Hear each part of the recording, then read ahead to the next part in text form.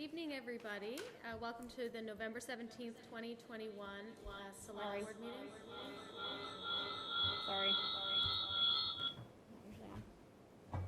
How's that? Better? Yeah. All right. Thanks for joining us. We are live here at the high school in room B129. You can join us if you're online by Zoom. Or on Facebook Live, and it's also we're also broadcasting on Government Access TV, and it will be recorded and available on the town website later.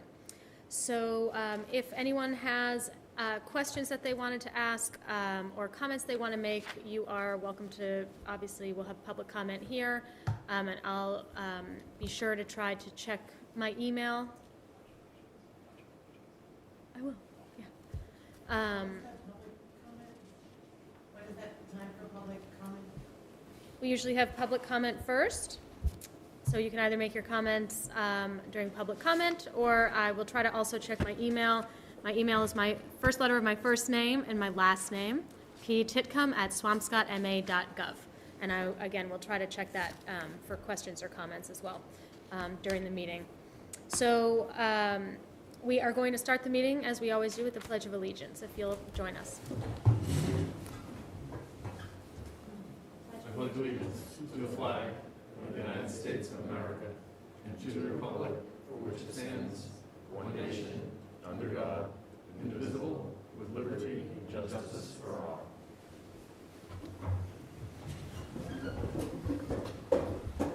So on this evening's agenda, we're going to have public comment. Then we're going to try something new to have the town administrator's report up front and give a little more space as needed for that discussion, that any questions that might arise from that, and it might relate to new and old business as well. So we're going to try doing it up front, see how that goes.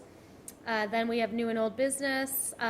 We are going to have some updates from the town administrator, a review of the Verizon agreement and a potential vote, a recommendation and update on the I&I regulations, which we had seen initially several months ago, a vote to approve the precinct map, a discussion and possible vote regarding the fall town meeting warrant articles, and a vote possibly to close. Well, we have to close the warrant tonight, and then a vote on the virtual town meeting relative to the warrant, and then the consent agenda and select board time.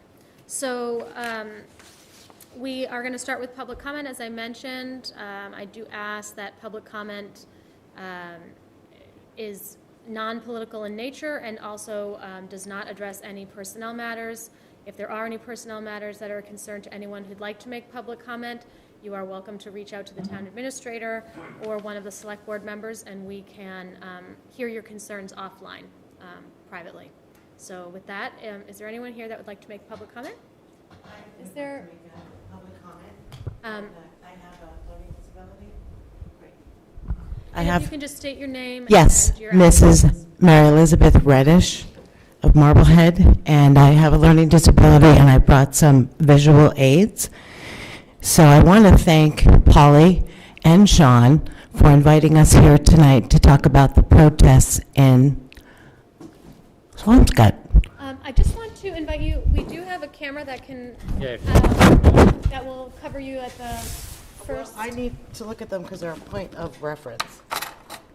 They're a point of reference Does anyone have an for me. issue with her? I don't. But I'm not able to actually see them either. You can turn around, honey. I've had COVID twice. I have polyps on my lungs. I have stage 4 kidney disease, and I'm a domestic violence survivor. I am an American citizen. My rights are protected under free speech. And I wanted to thank you guys all so much.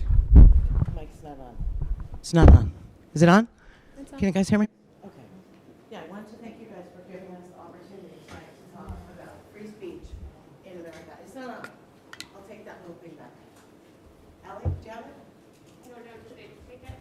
Okay, so we'll just play that too.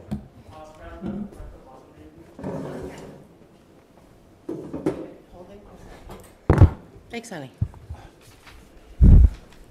Look, So we've had a problem here in Swampscott for quite some time, and that is the problem right there. The basis of free speech and the Trump bloody head, right? And the language that's being used in the square by the parents of this community and by the children of this community. And we can go at it for another 18 months, right? We can, with what's going on, the harassment, the bullying, the vulgarity of Black Lives Matter. They have attacked us repeatedly. There have been death threats made to us. I had to go all the way down to Taunton after being satanically threatened, and they named the Taunton police as part of their coven. I have the documents with me. The following week, the Swampscott police and Chief Cabell, or Cabal, right? Cabal? That's what we're talking about, the Cabal. They had my car towed, and the citation was 9B. 9B is not displaying your plates. They took my plates. And we have all of this on video. We have half the town of Swampscott coming out, calling us the C word, using the F word, the N word. We are not racist. We are American citizens. We are Christians, and we are patriots.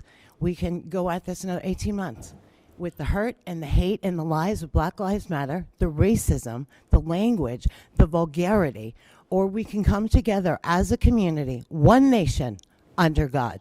One nation under God. That's what's missing here, right? God. Love thy neighbor. We don't have to like each other. We don't have to agree with one another. We don't have to like someone's hydrangeas. We don't. But we can all find some common ground to love and accept each other. One nation under God. And stop the hate, the hurt, the vulgarity that is coming out of this community to us, Christian patriots. That's it. And I'm going to invite everyone here to think about that long and hard and how we got here. And if we all want change, we have to be the change. It doesn't happen behind closed doors. It doesn't happen with random phone calls and threats and bomb threats and cutting the brakes on my car. I have spent thousands of dollars this summer protecting myself from Rita, Heidi, Michael, the Swampscott police, the gaslighting, Sandy Marcus and Marblehead. My dog's been attacked. All these things have been witnessed and documented. Legal bills, Swampscott District Court. I'm a frequent flyer there now, trying to protect myself from the racism and the hate and the lies of Black Lives Matter. If you have one of those signs in your yard, you are racist, and you are part of the problem. This is not okay. Those words are fighting words, and that's how we got here. I put that sign up there of Kathy Griffith holding Trump's bloody head. How do you think that Barron Trump, at 10 years old, felt about seeing his father all over social media with his dad's dripping, bloody head? How do you think he felt? Ask yourself that, and I would really like you guys to call a special town meeting where there can be a vote and a discussion all weekend, if it happens, to peacefully, lovingly, humanely, with God present, to hammer this out so that people are allowed to have their First Amendment rights and free speech and love one another. What does it say? Love thy neighbor, right? Doesn't that say that in the Bible? Love thy neighbor. I don't hate any of you. I've never even met any of you. I don't hate anyone because of the color of the skin, what religion they practice. That's the problem. That's the crust of the problem. We've all been lied to, and people are paying double money to perpetuate this hate in this community. And it needs to stop collectively, from taxpayers, from moms, from dads, from seniors. Senior citizens have been attacked. We have all of this on video. We are not the problem. We all are the problem. God bless, and I'm looking forward to coming back. Thank you. Is there anyone else that'd like to make public comment?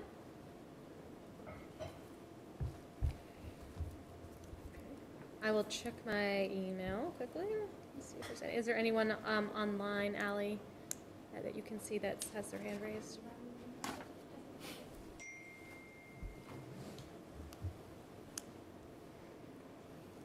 Okay. Any further comment then? All set? All right, we're moving on in the agenda to the town administrator's report. Thank you, Polly. So we continue to monitor cases in Swampscott of COVID-19. We have the holiday season coming up, so I want to really encourage everybody to continue to be careful and take steps to really protect yourself and your family from the transmission of a Delta virus. We are seeing some pass-through cases, and certainly want to keep everybody healthy and safe through the holiday season. So tonight we have a number of agenda items that we will be going over. The Infiltration and Inflow presentation has been developed by Gino Crester, our Assistant Town Administrator and DPW Director, and Dave Peterson, an engineer from Kleinfelder. This really follows a presentation that we gave a few months ago on really establishing a best practice from an environmental standpoint. We will be discussing an update on our Library Director search, our Police Chief search. Chief Kurz is patiently waiting on Zoom to share that conversation, and we will get into a tax classification valuation update. We have a member of the Board of Assessors here, Mr. Sheehan, and also our new assessor, Ben Straight, and Town Treasurer Patrick Luddy will join us for that discussion. I'm pleased to report that we have finalized the negotiation for our solid waste contract. Sean, can I pause for a second? Sure. Could we all just mute our phones so that we're not distracted by constant notifications? That applies to everybody, including us. Thanks. So we've spent a number of months negotiating an extension for the JRM contract, and I'm really thankful for the work of the Solid Waste Committee. We made a number of changes, and at this point I'd like to schedule a meeting with JRM and members of the Solid Waste and Recycling Committee to meet with the board over the next few weeks to discuss some of the goals that the committee has outlined and really the partnership that we can bring with JRM. There are a lot of good ideas, and I think it's a great opportunity for us right now to kind of set some expectations. I want to take this time to thank all of the Swampscott citizens and our veterans that came out on Veterans Day last week. It was a wonderful day, and certainly seeing Boy Scouts, Girl Scouts, and members of the community take time on that day to celebrate and thank our veterans is a real wonderful part of citizenship in Swampscott. We have a lot of really great work happening in and around our veterans programs, and really am excited about opportunities for the town to really continue to be partners as we seek to enhance services for our veterans. A lot of upcoming recreational events happening. We have a number of programs going on at our senior center. You can check our website and really reach out and really get involved with a number of fun opportunities. So I want to wish everybody a happy and safe Thanksgiving. I know it's going to be a busy traveling week. That's my report. Thank you. Questions on Sean's report? I have one. With respect to the solid waste contract, and I apologize, Peter, I think you were going to follow up. I just want to make sure that's set in the additional language Has been.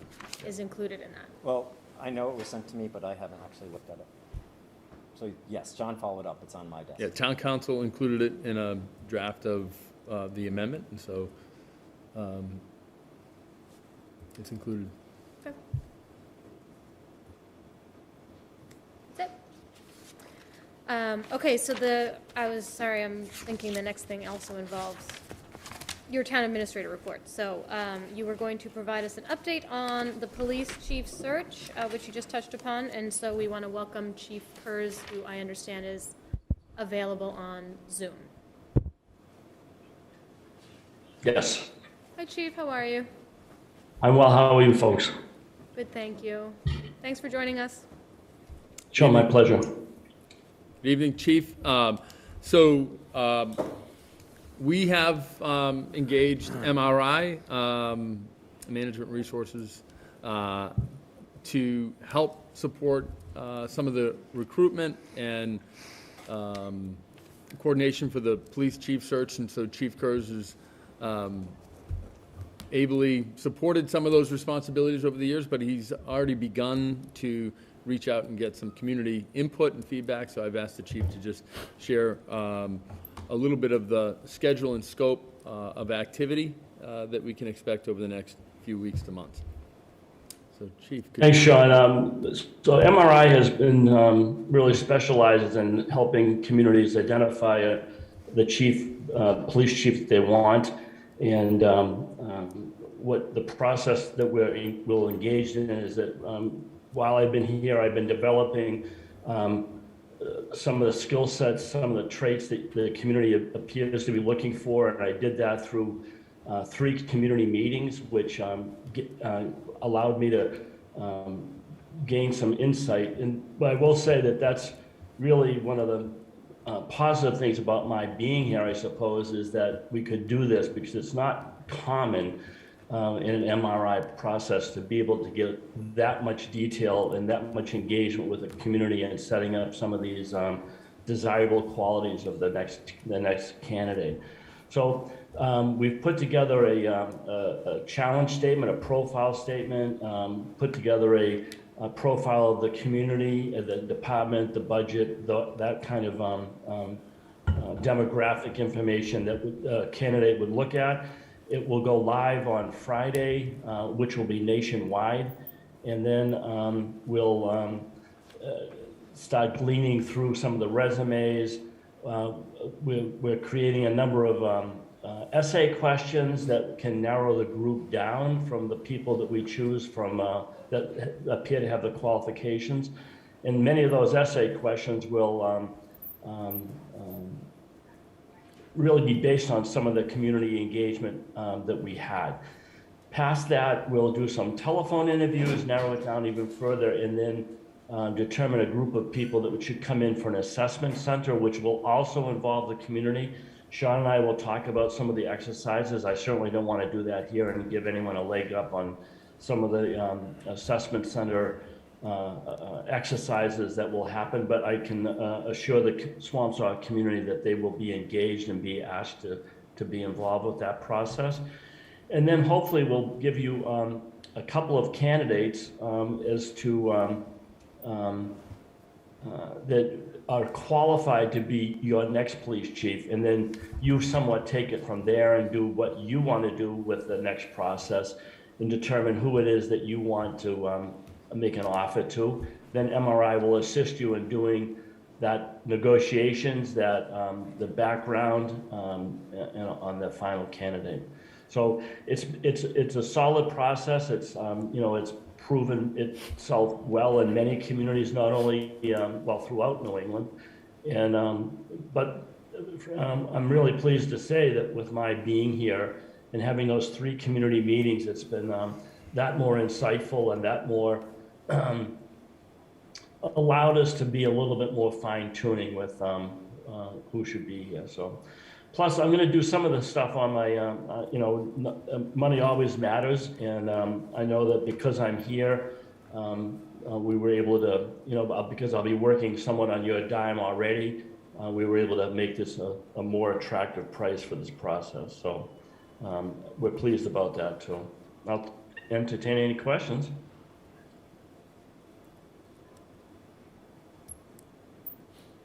Questions? All right. Do you mind just actually maybe updating us a little bit about the non-chief with the new system outside of civil service? I would just be interested. I know that there were some vacancies, not only in the police department, but also in the fire department. I'd be interested in kind of just hearing the initial steps in that and how everyone feels that's going. Well, I'm assuming that you want me to do that, Sean? Sure, Chief, that would be great.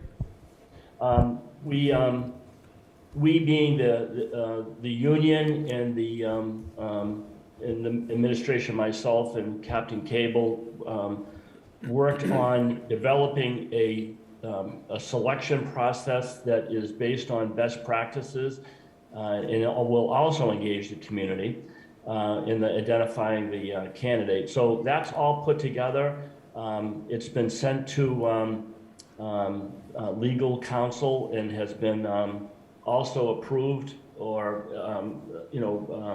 stamped with approval. I guess that it's a good practice. I was glad to hear that. It's been used pretty much nationwide, but There was a great exercise with the union membership so that they understand what's going on.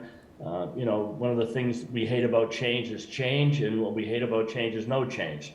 And this is something new, so we want to engage the department. In the process of that, I can also assure you that part of the selection process will include citizens to be on the oral board process, and so it's designed to be not only transparent, but make sure that the community has some input, some significant input on identifying those people who they want to serve them. So we're all set to go. There's an ad out that we developed that's ready to move. We're working with a company to identify several processes that do a written test. And then we'll go from there with a physical agility test that is required to get into the Massachusetts Post Academy. And then there will be an oral board, and hopefully we'll be able to make some recommendations to the town administrator for a conditional offer of employment. Thank you. So a similar process is underway with the Swampscott Fire Department. Chief Archer had worked with the union to really go over a recruitment and a testing tool that would help with identifying individuals looking to serve in the fire department. I think it's important to share that both Chief Kurz and Chief Archer have taken steps to reach out to different groups and populations that have not been represented in some of the application pools. And so we've been looking at different universities and different programs and different communities that really would have individuals that would likely be a great area for recruitment. So I think this is exciting for the town, but also for the departments. We have individuals that are really ready to go off and serve as liaisons and ambassadors, really seeking individuals to wear these uniforms. Great. Anything else with respect to the police chief recruitment? Okay. Great, thank you, Chief Kurz. We appreciate you being here and giving us the update. My pleasure. Have a great night. Thanks, Chief. Thanks. Thank you. Bye-bye. Thank you.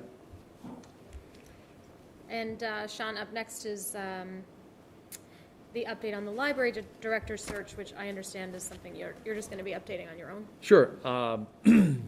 I did speak with Ellen Winkler today, the chair of the Swampscott Board of Trustees. They will be coordinating the search process. They have engaged a consultant. They're working out the final details of that, but they do expect that search to begin sometime after Thanksgiving. Essentially, that'll be about a 30-day period to post the position. We expect resumes in sometime right around the beginning of the new year. Interviews likely will be through January and February, and it's our hope that sometime in March or April we'll have a new library director, but certainly that will involve a process where, similar to the police chief search, there'll be an assessment center and an opportunity to have some community input. At what point? Likely, as we post a position and look at the assessment center, there will be opportunities to have some community input through both of those processes. So I'm just curious, procedurally, how does your role fit in with the board's role in terms of putting out the search? So the town administrator makes a recommendation to the select board for the appointment of a library director, but the Board of Trustees act as the search committee. And so there's really three different roles, and so the Board of Trustees will make a recommendation to the town administrator, and they, under the charter, are required to recommend 3 individuals.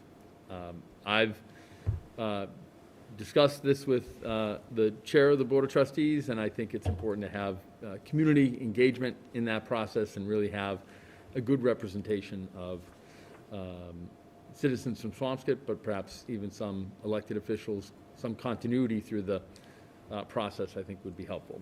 So we're going to work out a few of those details, and certainly,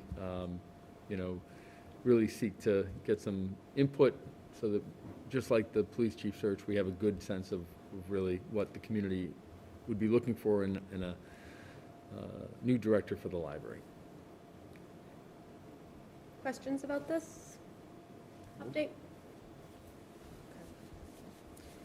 All right, thank you, Sean. So we did not, I think we're skipping. In this body, just under 3. Sorry. I think we're skipping the review because we did not receive the agreement, so we'll take that up at a future meeting. And that leads us to an update and possible recommendation on the I&I regulation. At this point, I want to, Gino is here.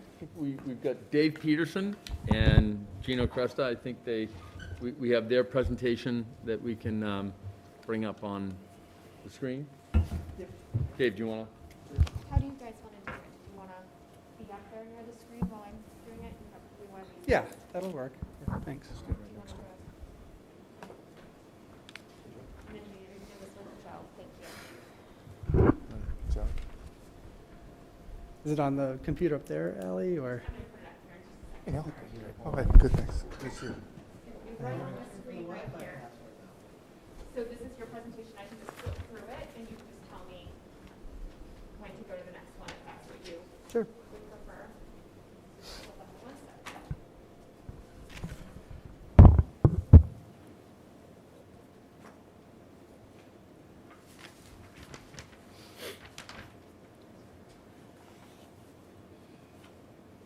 Just want to take a moment and remind everybody of sort of the code of conduct of meetings and not insulting directly or passively any of the town staff or volunteers in the room. Thank you.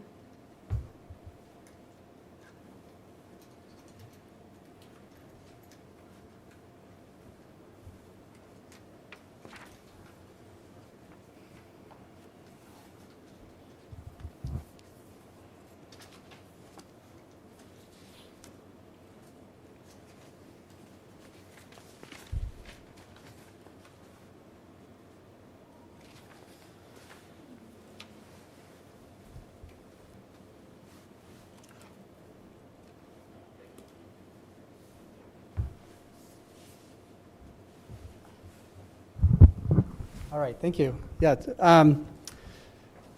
My name is David Peterson. I'm a civil engineer with Kleinfelder, and Gino and I and Sean have actually been talking a little bit about, I guess, a continuation of an II offset program, which I know the town has been working on for quite some time. And I was invited to come in just, I think, to give a little bit of, I guess, maybe engineering perspective on the program and some additional recommendations.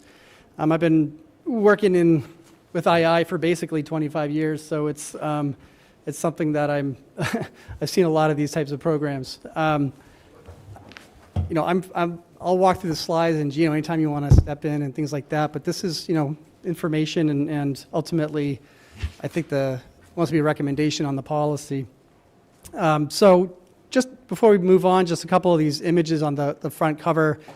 We've been working with Gino for a while on some of the sewer issues that are in Swampscott. Swampscott has, and we'll see it later on a slide, a lot of very, very, very old clay sewer pipes, which are brittle and subject to deterioration over time.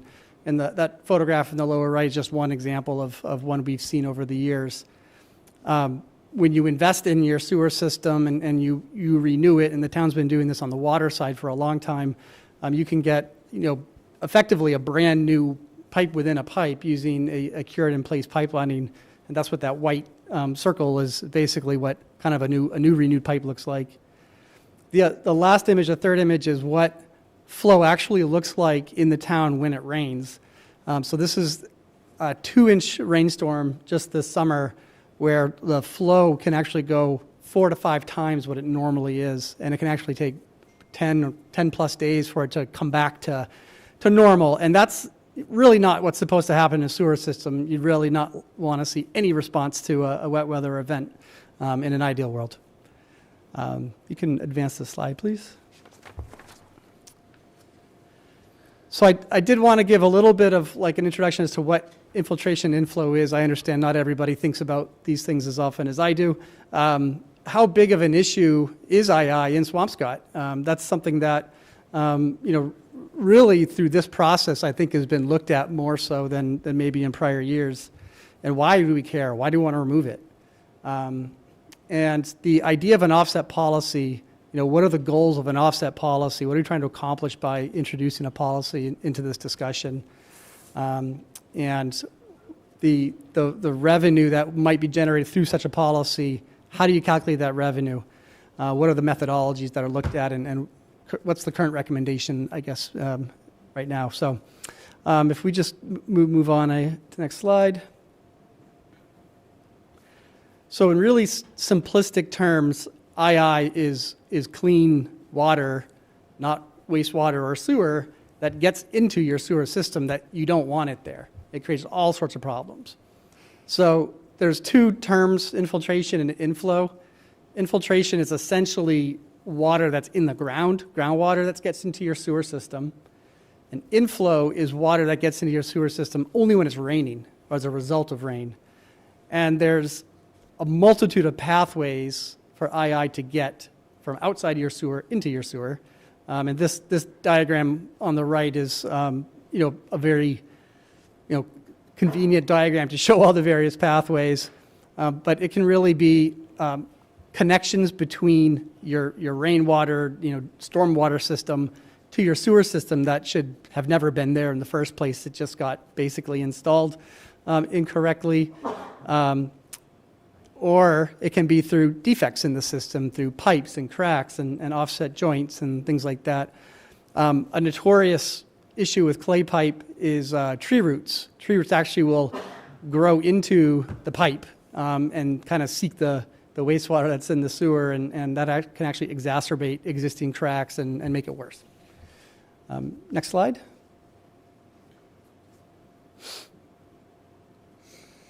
So what is the scale of the II issue here in Swampscott? And we try to do it over the course of the next few slides, trying to discuss it and put the information out there. But ultimately, II has a lot of problems. It creates a lot of issues. First off, it robs your sewer system of capacity. So by removing capacity, it means that you can't have as many sanitary hookups. In some towns, and Swampscott thankfully is not in this case, some towns have a moratorium where they can't allow a new sewer permit or they can't bring a new business into town because the II situation is so bad. Thankfully, Swampscott's never been in that situation, and I don't anticipate they will be anytime soon, especially with a program like this. Secondary is cost for treatment. So this may be the number one or number two issue that we'll talk about is the cost. So a lot of the flow that ends up in the sewer system gets pumped to the Lynn Water and Sewer Commission's wastewater treatment plant. And that's not free. That gets paid for by Swampscott, by the tax base, and that's a cost that we're really sensitive to that we want to try to reduce and eliminate through a policy like this. Finally, water quality at the beaches. I have some involvement with the Kings Beach project. I'm very aware of the water quality issues that are going on. It's a huge issue.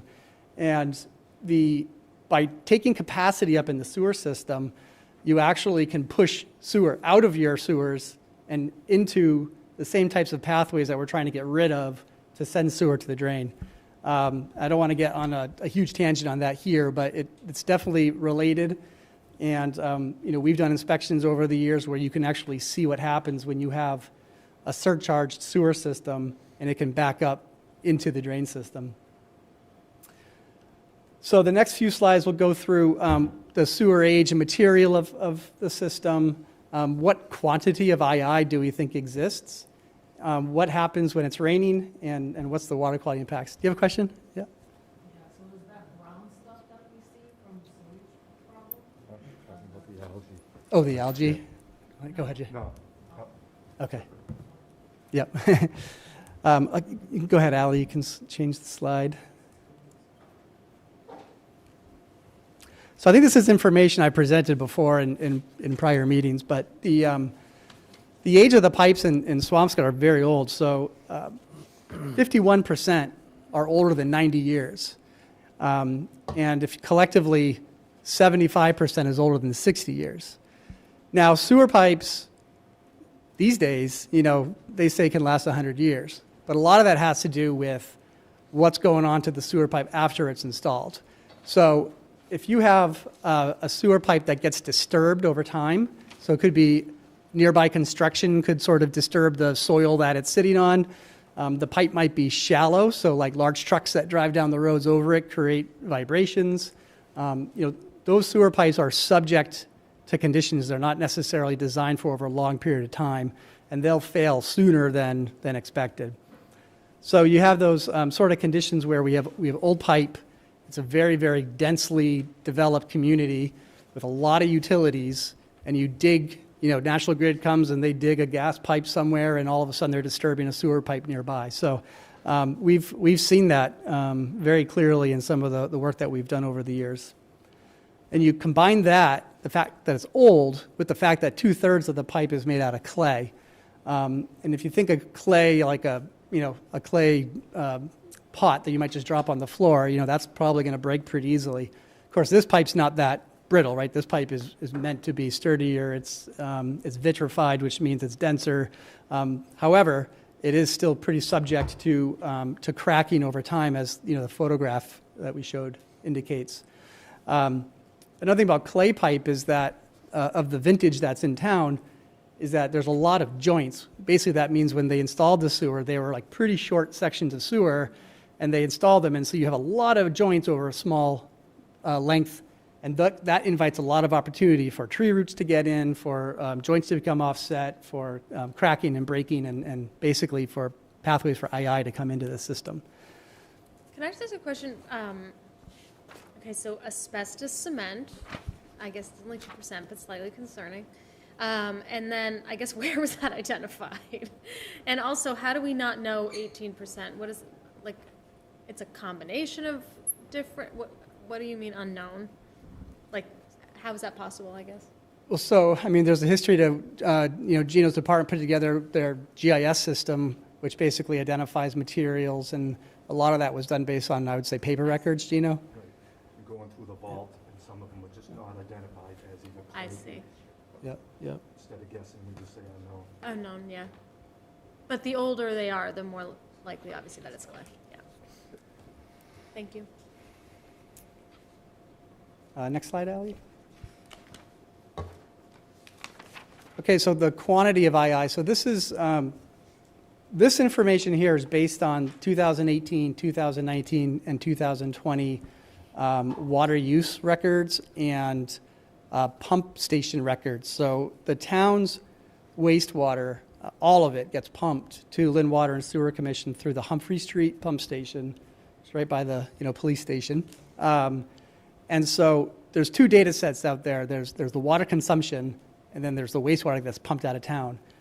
And it's not necessarily a one-for-one. People will use water, and they'll wash their cars, or they'll irrigate with it and things like that. However, in Swampscott, a lot of homeowners have an irrigation meter that is metered separately from water. So just this is sort of a back-of-the-envelope exercise, I'd call it, where you're looking at your water consumed and how much water is leaving town. The difference between what's leaving town and what's consumed is effectively II. It's water that's getting into your sewer system that shouldn't be there. And when you look at the last 3 complete calendar years of data, it's quite a lot. That's a lot. We averaged 58% of it is II, which is a lot. In New England, we do II studies all the time, and 35, 40, 45%, not all that uncommon. 58% was a little bit higher than what I've seen. A little bit higher? Quite a bit higher. Yeah, quite a bit higher. We could probably attribute that difference to the underdrain. Yeah, so... So what, Gino, sorry? Yeah, so what Gino is talking about is the second bullet here is there's an underdrain system in Swampscott. The I apologize for the small graphic, but basically the sewers were installed such a long time ago that the technique for installing in the groundwater was to install an underdrain system first. So it's basically a pipe that's lower than your sewer pipe, and these days it can be perforated. They install those in your house as like a foundation drain. But back then they might have just laid it with not even sealing the joints and things like that. So the water would actually enter that underdrain and flow out of the trench and kind of partially dewater the area they're trying to install the new sewer pipe in. So this isn't the entirety of Swampscott. I actually don't know how many miles of underdrain you have. It's probably less than 10% is my guess. But you basically have an underdrain system right next to a sewer system. And over the years that Swampscott's been working with the water quality issue at the beach and things like that, that underdrain system is basically as contaminated as a sewer, more or less. So what is happening is this underdrain is being diverted to the Humphrey Street pump station, and it's getting pumped to Lynn Water and Sewer Commission. So that entire system, or maybe not the entire system, but a big chunk of that system is being treated by Lynn Water and Sewer, but it's intended to be just like a drainage system. So that partially might explain why we're at 58%. The other thing I wanted to note was that in the graph on the right, the red line is the percent of II as a proportion to base flow. And you can see from 2018 to 19 to 20, it's going down, which is a great sign. And I think if I had to guess, I'd attribute it to the work that Gino's doing with sewer restoration work that's been ongoing for quite a few years. Mm-hmm. And that's something that was not really the driver. It was really more water quality, but we sort of always knew that could be a byproduct. And it's good to see it in this analysis. Yeah. No impact to drinking water. Yep. So I think that's all the points on this slide. If you want to advance, Ally, to the next slide, please. If it becomes So wet weather inflow. So inflow, again, as a reminder, is the rainwater response that you get when it's actively raining. And the reason why it can take 10 days or more for the water to return has a lot to do with basement sump pumps. So if you have a house in high groundwater, you probably have a sump pump, and after a storm, that could be activating for quite a while until groundwater returns to normal and your basement stays dry. So those are the kinds of reasons why you get this delayed response. So the major issues with wet weather inflow, thankfully, is not really a concern here. Is sanitary sewer overflows. So the Swampscott does not have a lot of SSOs, which is basically when wastewater comes out of a manhole into the street level, and the public could potentially be exposed directly to it. Thankfully, that's actually not happening. So even though you have a 4 or 5-fold increase in flow, we're not really seeing that impact the system so badly that you're getting flooding. That's the kind of thing that would really maybe put you under some sort of a moratorium and get some sort of more enforcement action. So that's not an issue here, but this is a symptom that we're very concerned about seeing, and we kind of track it and make sure that we're able to get rid of inflow if we're concerned about it. Next slide. And then water quality impacts. So this I don't have a great photograph, unfortunately, for this, but when you have your sewer system is impacted by II, so all this extraneous flow that's not supposed to be here, it actually backs up. So the water level inside your sewer system can back up, and what it can actually do is exfiltrate outside of the sewer system through cracks in the system and things like that, and then they can find their way to nearby drains. And once it's in the drain, it can find its way to Fisherman's Beach, King's Beach, what have you, depending on how it's all connected. I remember we did a very specific investigation to look for this type of phenomenon happening, which basically meant we intentionally plugged the sewer temporarily, we let it back up, and we injected dye into the sewer system, and then we put a camera in the nearby drain, and you could just see it coming right in when you surcharge that sewer system. And so that's a phenomenon that exists and is happening. And it's fixed through sewer rehab. And so that's kind of been ongoing now for several years. Next slide, please. So I hope I've described the problems enough, and the reasons why you might want to remove it should be pretty self-evident. Capacity issues, addressing the age of the system. So again, over 75% is 60 years or older. The charges that Lynn Water and Sewer charge the town for assessment fees are directly related to the amount of II that's being sent there. The fourth thing I have not brought up yet, and in 2014, Massachusetts DEP regulation came out, which basically requires that any community that is part of a CSO community that has a NIPDES permit is required to have some sort of an II mitigation policy or program that mitigates on a 4-to-1 basis. And what does that mean? Basically, it means that for every new gallon of wastewater that gets added, you're supposed to try to remove 4 gallons. The town, this program doesn't exist in the town now, and this is one of the reasons why we're looking at it, is to kind of shore up that regulatory obligation. Swampscott itself is not a CSO community, but because it's a co-permittee to the City of Lynn's permit, which is a CSO community, Swampscott kind of gets dragged into the mix. Next slide. So II offset policy, what does it look like? What are the objectives? And so basically, we're looking to support II removal, and it's a huge problem in town. There's so many funding strains, on all the departments, and so creating some sort of a, revenue stream that can fund II projects is going to be really important. And what's key about this is that the fund is reserved just for II projects. It doesn't go into an enterprise fund on the sewer side. It doesn't go into the general fund. It's a dedicated fund. This policy would adhere to some of the best practices that are out there for communities to manage II and to create some sort of a sustainable, fiscal source to do that. And finally, the town's, awareness of environmental issues has been stronger than ever. It really has. And this is just another example of the town trying to take a good step forward to create a policy to combat an issue that's been ongoing for a long time. Listed a few communities that have similar policies.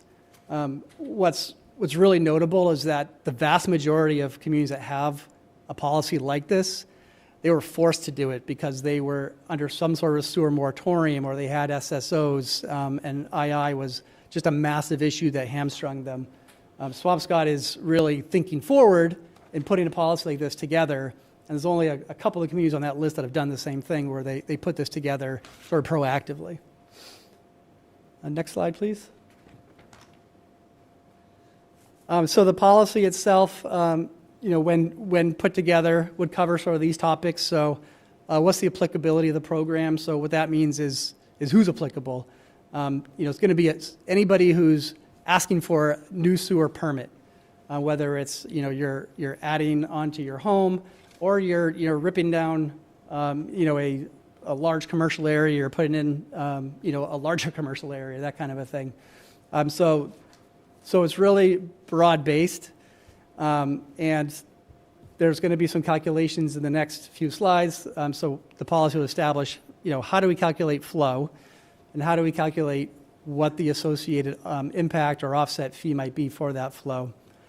How do you perform an offset? How do you get rid of the II?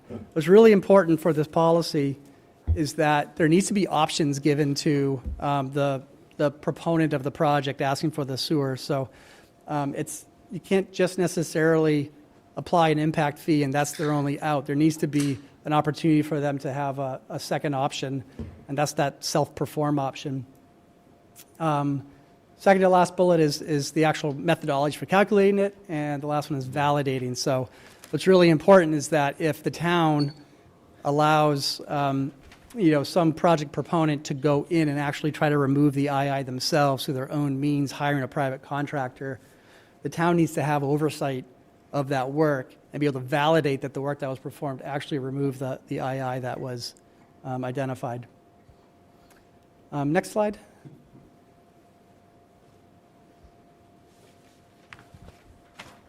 So kind of before I personally got involved, the town already was looking at some of these different methodologies on how an II offset impact fee might be estimated or calculated. And I know that they looked at a lot of different communities and different methodologies that are out there. And so I just want to go through these, and we'll identify which one we're recommending. So the first, you can change the slide. The first method, basically, you identify how much money are we paying to Lynn Water and Sewer Commission to send the wastewater there. So it's kind of calculated by saying what's the sewer budget, divide that by how many million gallons a day of sewer is generated. And so that establishes what is called the transport and treatment cost. Now there's DEP indicates that or recommends that an II mitigation or offset project should have a life cycle of about 20 years. So you apply a 20-year factor to that number, and you come up with this 28.06 gallons per day of offset. So that's one methodology that's been floated out there, and other communities have looked at that. So we wanted to make sure we took a look at that. The second method is calculated essentially the same exact way, but there's a nuance in that not every gallon of wastewater that gets sent to Lynn Water and Sewer actually makes up the fee. There's a lot of fixed costs that go into running Lynn Water and Sewer's wastewater plant. The salaries, there's chemicals, there's electricity, things like that. It's not just sensitive to flow. So in this method too, there's some form of a flow factor that's utilized to acknowledge that. So 50% is used in this just as an example, and what that would do is take your method one fee and basically cut it in half by applying that 50% factor. These are the two I presented back a couple of months ago. I presented these, obviously not as eloquently as Dave did, but essentially that's what we saw a couple of months ago. Mm-hmm. And if we can just advance to the third method, which I think would be new. I don't think you've seen it yet. So this is a different kind of approach to calculate it. Basically, it asks the question, if the town wants to actually do an II removal project, what does it cost to remove II on the basis of dollars per gallon per day? And that's sort of a difficult number to establish because every project has different methodologies and things like that. But there's a lot of data out there where you can kind of come up with a reasonable estimate. So you start with that. What's the cost to remove II? And then you would actually multiply that by a ratio. And that 4-to-1 ratio comes directly out of the CMR regulation that we cited before. So the town is really obliged to have a policy that eliminates on a 4-to-1 basis. And so that's why we're applying that factor here. So the 5 times the 4 is about a $20 per gallon per day effective fee. The $5 per gallon per day, because I know that number, it comes from a couple sources. So the NWRA has a ton of data, basically, of removing II over decades. They have a funding program if you're a sewer community for NWRA. You can utilize those funds to eliminate II. They did that expressly because when you have dozens of communities and all of their II problems, well, all that goes to Deer Island and they have to deal with it. So they invested in II removal in their whole system. So there's a lot of data, over 20 years worth of data that can be utilized. The second source of data is just looking at those other towns that have these policies in place. What are they charging? What seems like a fair number? And so that $5 per gallon per day is sort of a composite of those two sources of data. So you got the MWRA data, and you got the peer communities that are doing something similar. Next slide. So, what does $20 per gallon per day in this method 3 look like compared to the other communities? This chart, I'll I'll be completely honest, it's 2007 data. So, some of these communities, may have changed over the years. I know some communities, for a fact, have actually reduced their II fee over the years once they've kind of gotten a handle of their II issue. But some communities have said it and they haven't changed it. So I just wanted to map this so you can kind of see how it rates with other communities. Sorry. Yes. Do you want me to wait till the end to ask questions? I only have one more slide, so Okay. yeah, you can. Go ahead. I'll wait. Thank you. Yeah, so next steps or recommendations is, there's clearly a huge driver or a huge need to tackle the II issue in town. And so this policy would provide one way, one sort of revenue stream that can help to fund dedicated II projects. We're recommending methodology 3, even though there's methods that are employed by towns that vary from town to town. And this methodology is most directly rooted in that mass CMR regulation. And so, in our opinion, it's the most defensible approach, that is of the 3 methods that we looked at. This also, dovetails directly into some of the sewer renewal work that's been going on. So, this methodology would provide a revenue stream to really complement, the department's focus on its assets and trying to renew them and bring them up to, current condition.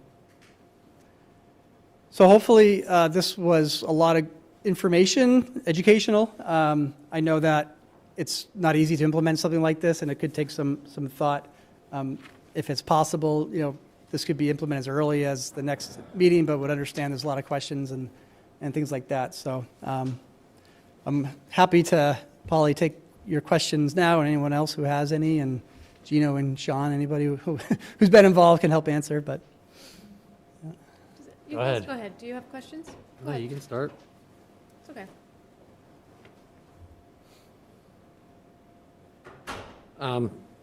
Okay. Can you just elaborate on that the method 3 is the most defensible, because I'm just trying to understand the other 2 methods. Like, the math is just right there for me to understand. So like the $5, I understand you're pulling that from different sort of data sets, but just like, how do you come to 5, right? Mm-hmm. Like, that feels more somewhat arbitrary than just a calculation. And so I just want to understand that a little bit more. yeah, I guess I personally, on the first 2 methods, have a hard time, understanding the philosophy of getting to that number, because in method 3, it's, my goal is to remove II. This is what it costs to remove II, and, we're going to remove it on a 4-to-1 basis. So to me, it's a very simple, methodology. The first 2, and you guys can educate me on this, it feels a little bit more abstract in that this is what we're paying to dispose of wastewater. This is what we're going to pay for the next 20 years to dispose of the same wastewater, associated with a flow rate that's being proposed by a project. It just feels a little disconnected to me, and I've always struggled with that. But I know you guys have looked at that method quite a bit, and so I'm definitely open to hearing about it, and it's just the way my brain works, I guess. No, that's what I'm trying to Yeah. understand. I'm not. It's not a cross-examination. Yeah, I'm not proposing that the other methods are better. I'm actually trying to understand sort of how method 3 works. Yeah. Because I understand why it's being recommended, but I guess when you're basing it on, this is what is hard to understand about this problem, but when you're basing it on the cost to remove II, some of it's based on what other communities are doing. But so if other communities are using method 2 and 1, so I'm trying to understand how you separate the cost from the fee that other communities are charging. Like, how do you actually get to that cost number? And then I guess just on your last slide, but maybe it's just because it's old data, but it doesn't seem like it's aligning with other communities. It seems like it's more. So I just wanted to know a little bit more about that, I guess. Yeah, I mean, I think, so that $5 is, again, there's two sources. There's the MWRA sort of project database, and then there's the peer communities. And if you actually look at the MWRA numbers, and again, I'm sourcing all of this from the same handbook, that Ponzit handbook. Yep. And the data from that handbook is from 2007, so it's quite old. Yep. If you actually scaled that up to current day, just straight line regression, you'd be well over $10 per gallon per day to do this type of work.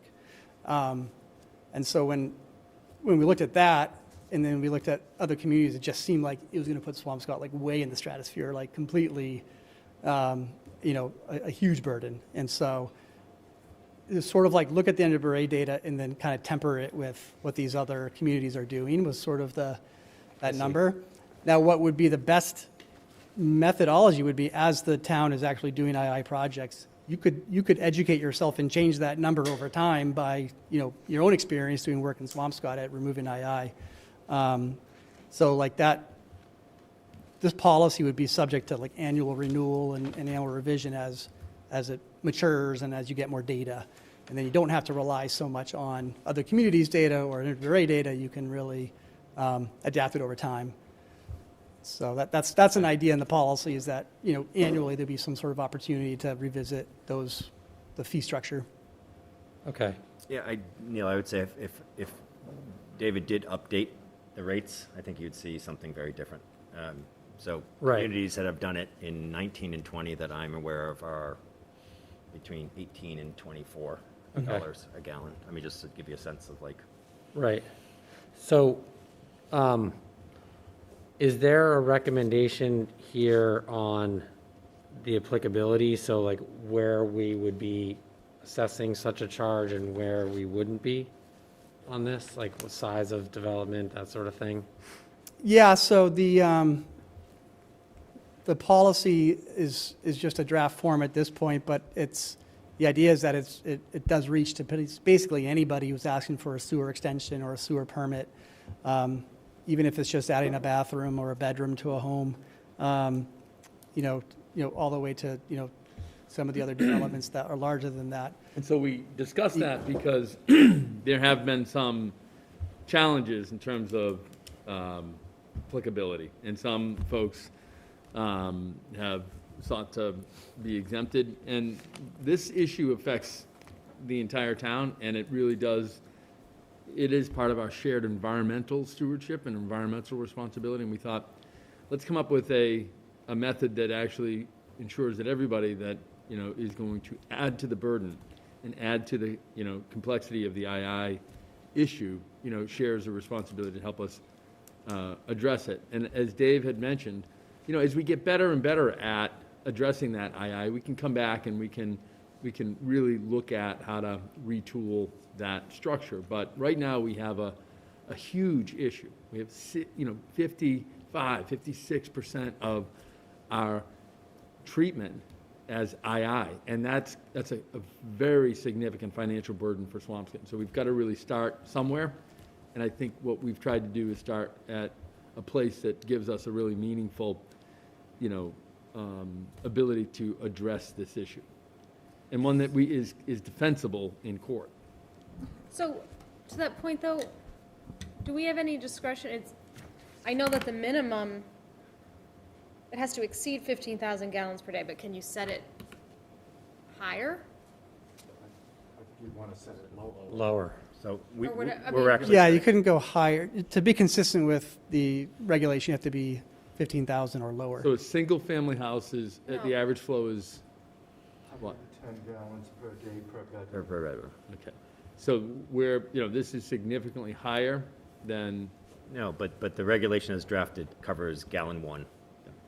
right? It's just a fixed fee. 15,000. It's 15, it's a fixed fee up to 1,000 gallons per day, and then it's prorated based on this calculation after 1,000. That's right. Oh, okay. Wait, what? The way in which the draft reg that's in here is drafted, if you're under 1,000 gallons a day, there's a fixed fee. It's not based on the calculation. If you're 1 gallon to, I can tell you exactly the numbers. It's in here. If you're 1 gallon to 0 gallons to 200, you pay a $500 I&I offset fee. If you're 201 to 650, you pay $1,000. If you're 651 to 999, you pay $5,000. If you're above $999, then your fee is determined based on the calculation. So we wanted to come up with a number that was reasonable if a homeowner was Which is, adding a that's very bathroom common, how or doing something, you know, we didn't want it to be so burdensome that, you know, it was going to be difficult. But, No. you know, for the big developments that do put a tremendous burden on our infrastructure and on flow that really, you know, add to the complexity of II, you know, there's a higher, you know, threshold.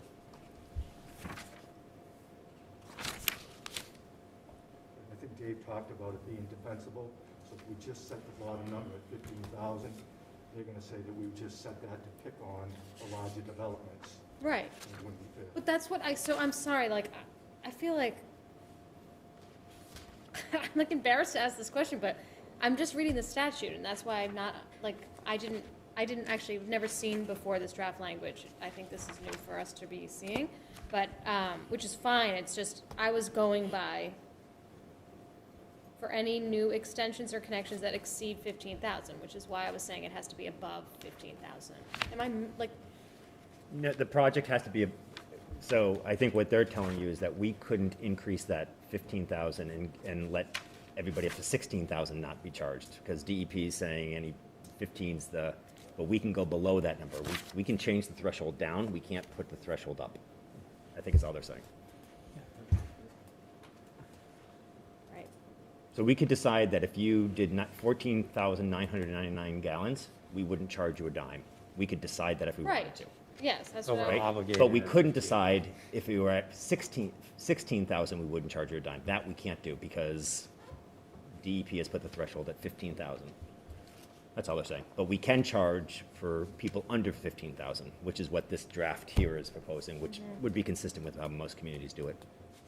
For small Right. projects, they typically just. but I do a mean, flat. right, so, okay, so I'm breaking down, my earlier point being, we have to for anything that exceeds 15,000, Yes, although we haven't been, so.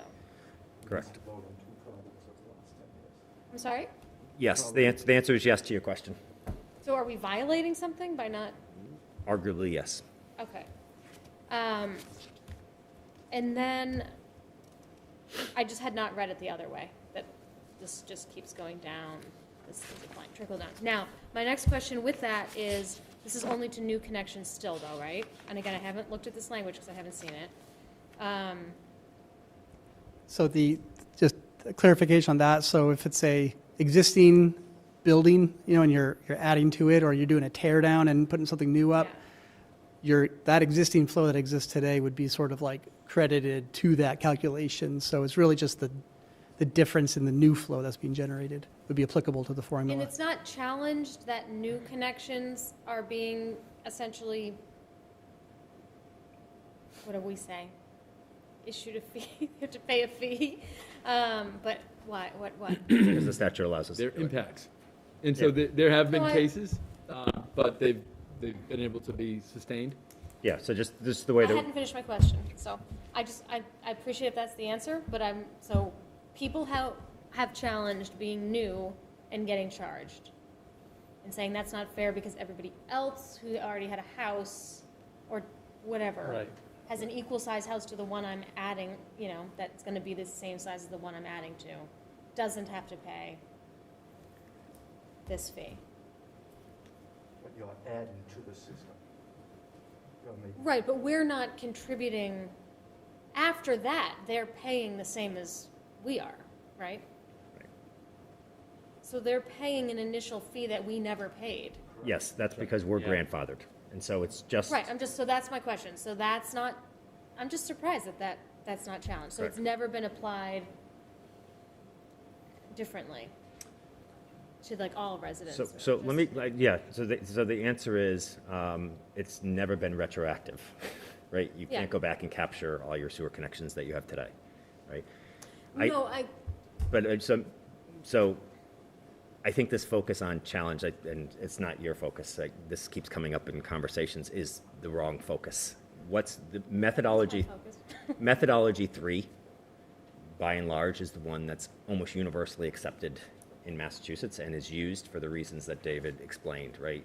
Relying on established numbers and stuff. So I think for us, it's more about making sure, to me, it's a no-brainer. We need the policy. It's actually making sure, is it enough, right? So to me, it's actually the $20 I don't have a problem with, and as long as we do annual reviews and make sure that we're doing it, which we don't do, right? I mean, again, in my 7 years, I don't recall looking at fees maybe once, but that's something we should be looking at every year.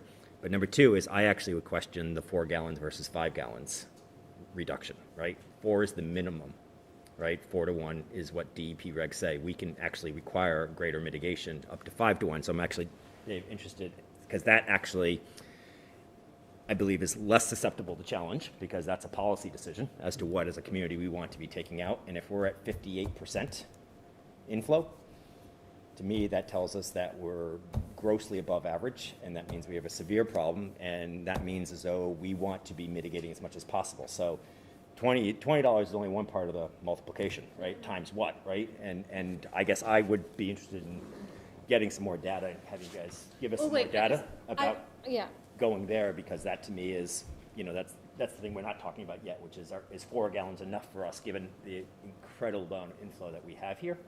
If we were to put that in real dollars for the ratepayer, right, they would be disgusted, right, about, they would see the opportunity, frankly, because right now the ratepayer is paying for that inflow, right, because it's grossly overstating what's going on in the sewer system for us. Before we get there, I mean, the reason why I was focusing on the challenges is because it's a reality that would cost money, number 1. And number 2, with our percentage being 58 or whatever it is hovering around there, it seems like that's more extreme. I just want to make sure that if we're burdening, I mean, I support the I&I, like the charge, like that's not my concern right now. But my point is just that if we have a problem that's clearly long term and has been going on for a really long time, to try to solve it with new connections as opposed to, I'm not suggesting we, up other rates or whatever, but I just don't know in an extreme situation like this, because we are above an average, that couldn't be a legitimate challenge to saying we're mitigating it this way as opposed to So one more way equitably. that might help you kind of think about everybody else that is grandfathered is that the town actually has been paying millions of dollars every couple of years to address some of the II. Yeah. And so every taxpayer, every homeowner in Swampscott is actually supporting that off the local real estate tax base and off the ratepayers as we continue to maintain and address the operation and maintenance of the system. So there's a couple of ways that everybody actually shoulders the burden.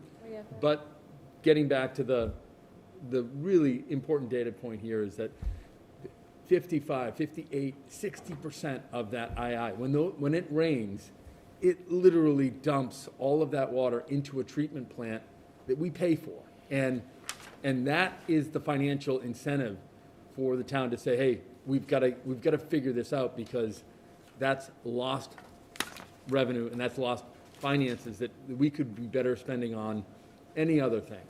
So never mind the fact that Kings Beach, frankly, bears the burden of a lot of this. So the next steps are having it come back for first. December 1st, and we'd like to get this adopted on December 1st, and Well, can I suggest that's probably not going to happen, just because candidly this didn't show up until our packets tonight, so this is really not a first reading because none of us has actually read it. So we couldn't even ask really thoughtful questions tonight. I mean, like detailed about the policy, right? I mean, I don't know if others feel differently. I feel like this is not actually a first reading. You had some other questions, did you want to ask them? No, if this is not really our first reading, I'm fine for tonight. Well, they sounded helpful about the ratio. Well, why don't we have the first reading on December 1st, and we'll, Well, I'm going to defer to the chair to set that, but I just wanted to make sure that tonight's not, I just don't Others think, feel uncomfortable about this being the first reading?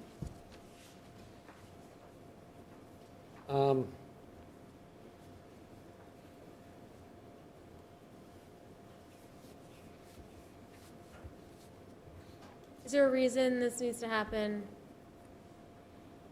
on the, I think the sooner this happens, the better, just I know, but- for the reasons we've outlined. we're talking about a couple weeks, that's what I'm asking. Yeah. No? I think we could certainly work with the board to give you as much time as you need to get comfortable with the policy.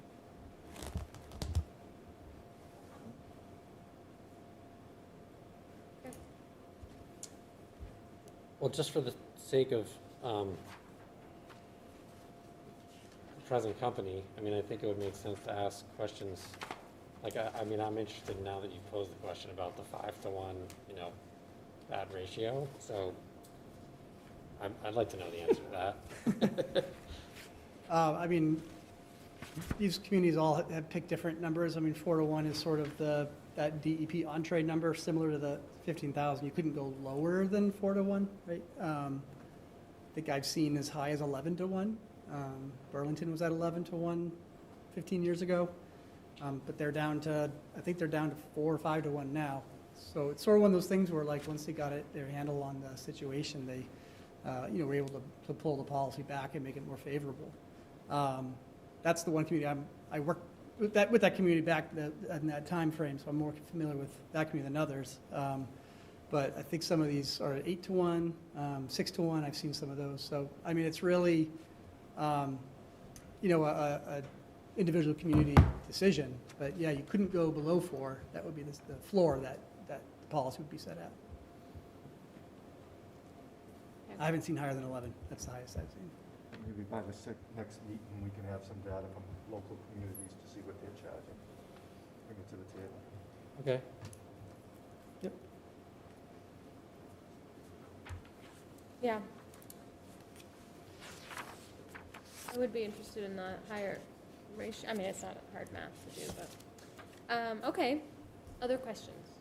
Yeah, Dave, it's weird not being able to look at you. But, no, so just a quick question. So just with the existing work that's going on through phase 1C, what would we see what's the estimated I&I, how much would we decline, from 20 to 21, 22? What do you see there? What is Kleinfelder estimating? Just by doing what we're doing? Yeah, that's a really hard question, and the reason why is the purpose for the Phase 1C is really the water quality benefit. Sure.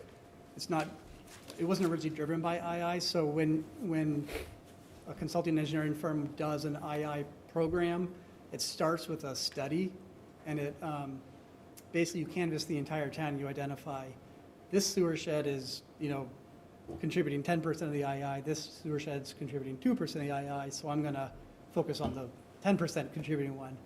And through that process, you actually document how much II is on a sub-area by sub-area basis. And then when you actually mitigate or remove or do rehab to get rid of that, then you can actually have a number. We didn't do that for the water quality. We kind of backed into it, and the data we showed is really, just sort of evidence, secondary evidence of it, but we don't have a number for 1C, I guess, unfortunately. right, but is there another explanation? I can think of one, but is there another explanation besides what we're spending on Stacy Brook to attribute to the declining inflow in the last 3 complete years? And rain, right? Yep. It could have rained less.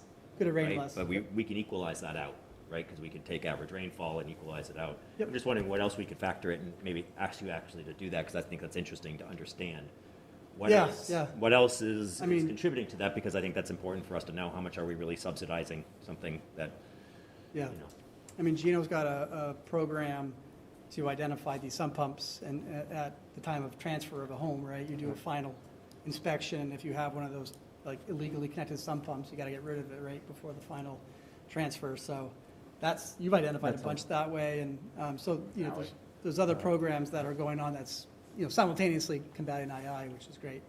It's just being it's kind of being done through a kind of a happenstance through sewer renewal for other drivers, and a policy like this could help potentially put funding together to do an II study, and then when you have a quantification of it and you know exactly where it's coming from. Well, the flow has been cut literally in 3 years by more than a half. So that's a lot of sump pumps coming offline. Right? So, I mean, it just seems like there's something, and it may be rain. It actually just may simply be rain. This winter, summer obviously will be an anomaly because it went the other way, right? But it could just be rainfall. I mean, truthfully, because that's where most of it, that's where it's all coming from, right? When it comes down to it. I mean, when you actually look at rain versus like groundwater infiltration, generally over the course of 365 days in a year, infiltration is way higher on a gallonage basis. But during that rain event, the inflow component is a much bigger driver. But it's temporary, right? It's just when it's raining. But over the course of a year, infiltration would actually puts more in the system than inflow does. Yes. Quite a bit more. This could be exciting. We can get totally wonky on the correlation of rainfall and groundwater next, and doing all the math on that as well. But let's do this again soon. Does the does the self-perform option do people ever self-perform? I would imagine not. Okay. Yeah, it's an option. Because it's almost impossible to prove understand. successfully That's what- your reduction. That's what I don't understand. No one is. Okay. They would rather do their own sewer treatment facility before they they did that. So you're just obligated to offer that? Yeah, I mean, I would imagine, if a new casino comes in and there's immense deeply pockets and stuff like that, and they have a contractor they work with all the time, that's the type of situation that maybe they would self-perform, but not like a routine development. Right. Okay. Thanks. Typically, we'd have a list of projects, and we would just be, ready to kind of queue up a number of those II mitigation projects. And if we had a couple of developments that came in, we would say, all right, here's what we're going to advance. And that gets back to just getting better at identifying where the II is coming from. If and when we collect the fee, is it going into the enterprise funds? How is it being distinguished Special from? fund that specifically will go to II mitigation, so. Okay. Outside of what? In what? It just would be a special fund. It would be a dedicated fund just for II. Non-general fund. Okay. Not an enterprise fund. It's just an II. And not part of either enterprise fund? No. And would we be able to bond those dollars? How would we be able to utilize and get those funds out to do projects? How would we spend the money? What's that? We would need town meeting approval to spend those funds. We can look into that. I'll get you a legal opinion on it. But it doesn't go into it's not just part of the operating budget? No, it cannot be commingled in the operating budget. The Hanover project would have paid us $600,000 as an I&I fee. They put 30,000 gallons a day into our sewer system. At least there's affordable housing there, so. This is not. I know. Oh, that was tongue in cheek. They paid $0 in mitigation to the town of Swampscott, nor did a single bit of mitigation offsite. 0. So this will be good. Okay, this has been great. Thank you both. Yeah, thank Other you. questions from anybody for Nat? I'm fine, thanks. For our Thank you half very slash much. first Thanks, reading? Dave. Thanks, Gino. Thank you. Thank you.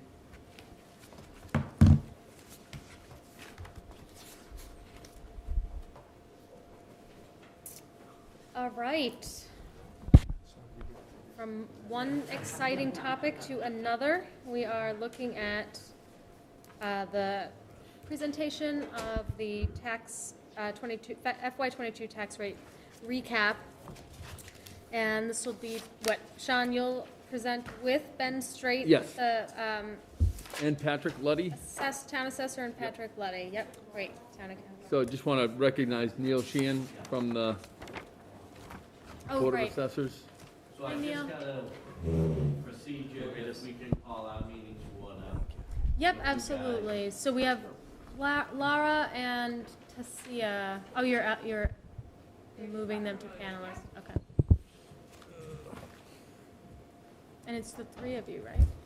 That's Go ahead. Yes. No, you're up. That's all. That's all. Yeah. Right. hi, Yours Tassia. and taxes in one meeting.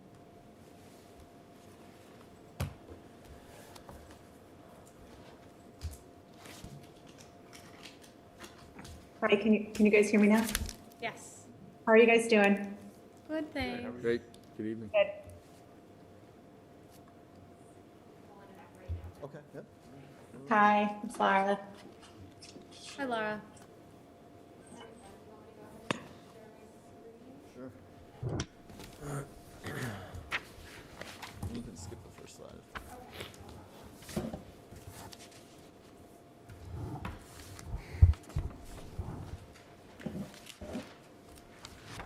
So this will be the preliminary review of the tax classification and the options. Go ahead and go to the next slide. Ben, if you could just Yeah. speak up a little bit. Oh, I'm sorry, okay. A lot.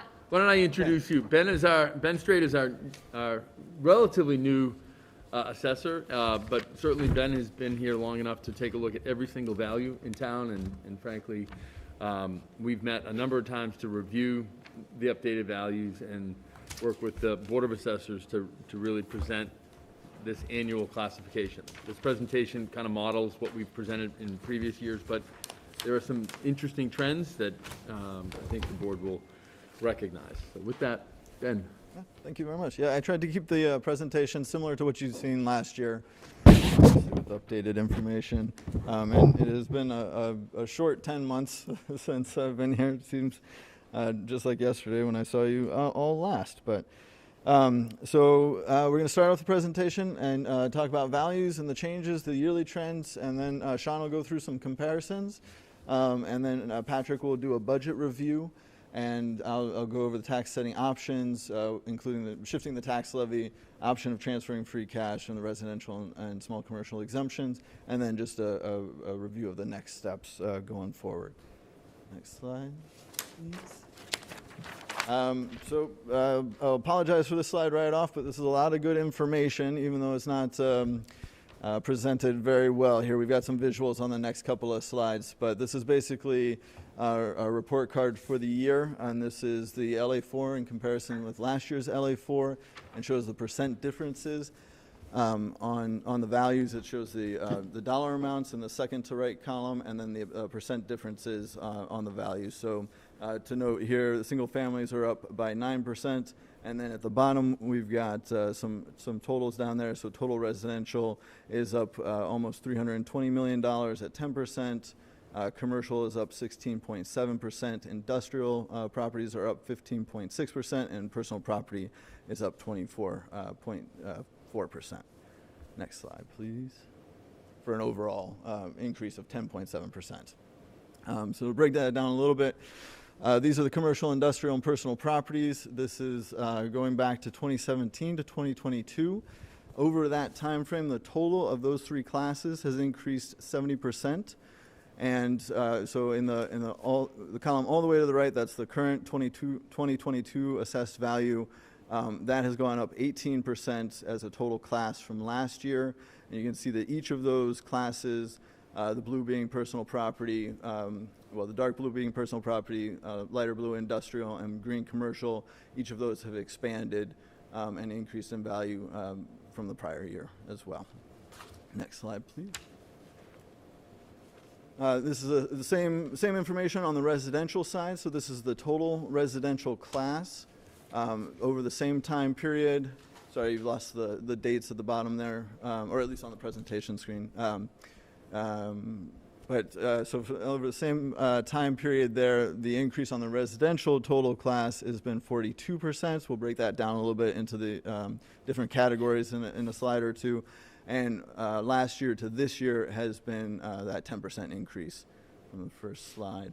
And again, each component is increasing. So at the bottom you have the single families, and then condos, 2 families, and then apartment buildings, and then 3 families in the top one. That's all right. Next slide.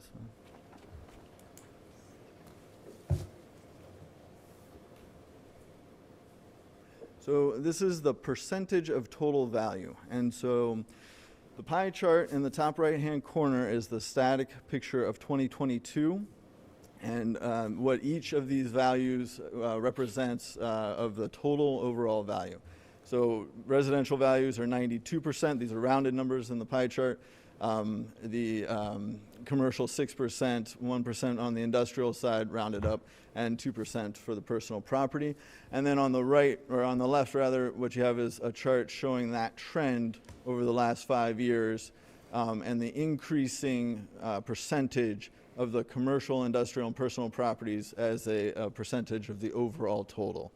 And that is increased from last year to this year, 0.5%, and that doesn't sound like a lot, but it does make a significant difference when we're shifting the tax rate, which we'll talk about later on. Next slide, please. So these are our new growth values over the last 5 years. And new growth fluctuates with what is being built, essentially, or expanded on in Swampscott. So those numbers have fluctuated over the past years, but overall, pretty strong growth. Last year we had a large number of condos come on. Next year we'll have also a large number of condos come on the higher value end. So those new growth numbers fluctuate. The reason they're important is that top dollar amount gets applied to the levy limit. So you increase the previous levy limit by the 2.5% plus that new growth number. Next slide, please.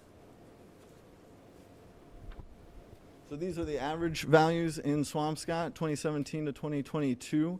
Again, so on the left, you've got the commercial and industrial properties. You've got that 70% increase over that time frame, with an average value on the commercial side going from 1.064 million up to 1.805 million this year, and that's up from 1.528 million from last year on average.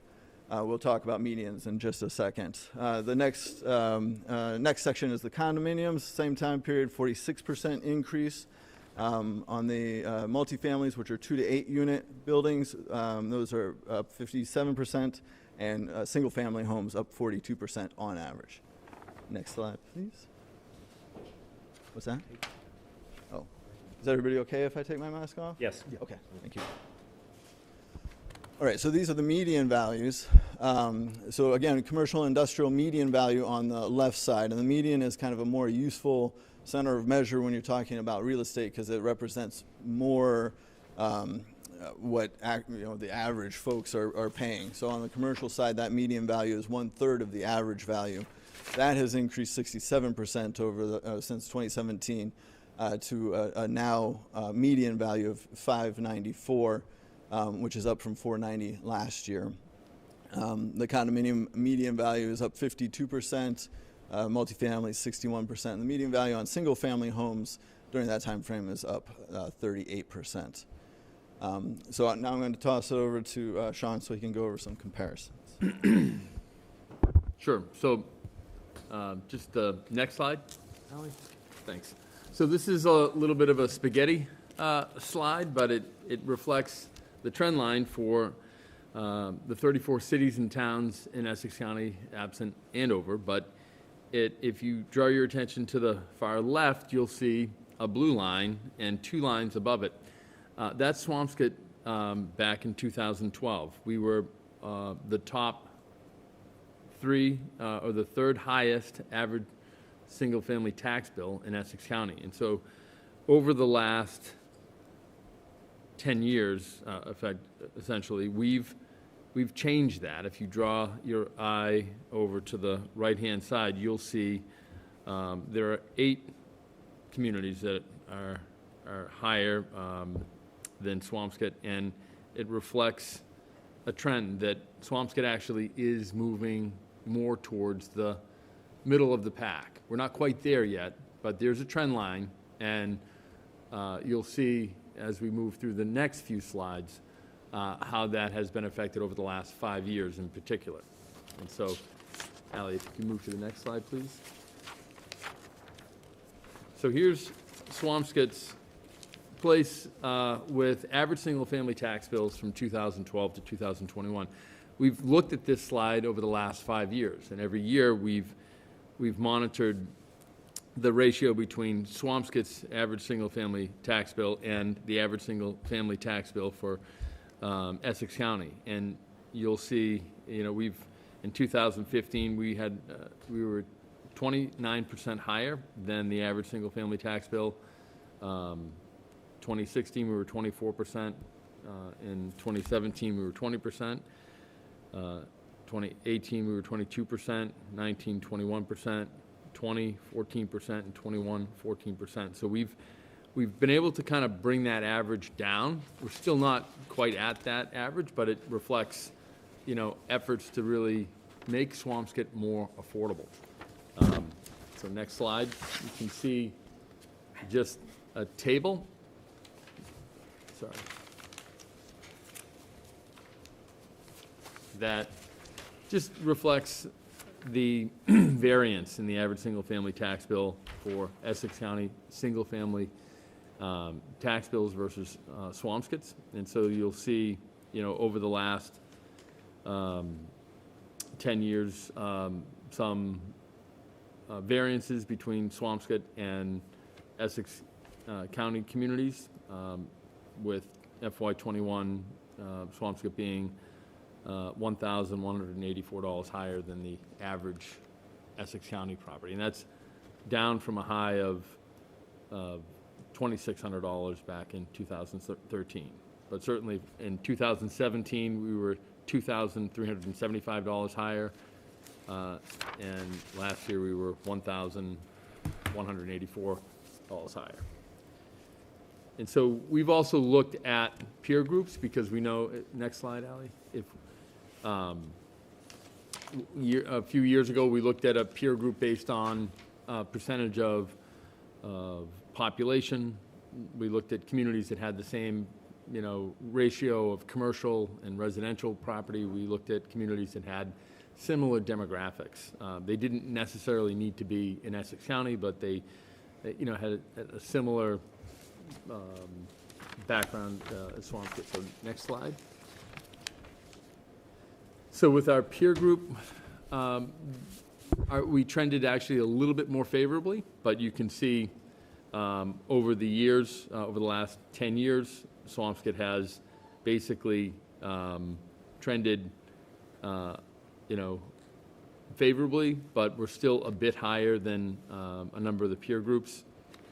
We've been as high as 21% back in 2015, but in 2020 and 2021, we were about 10% higher than that peer group. Next slide. And so we look at the average single-family tax bill by peer group.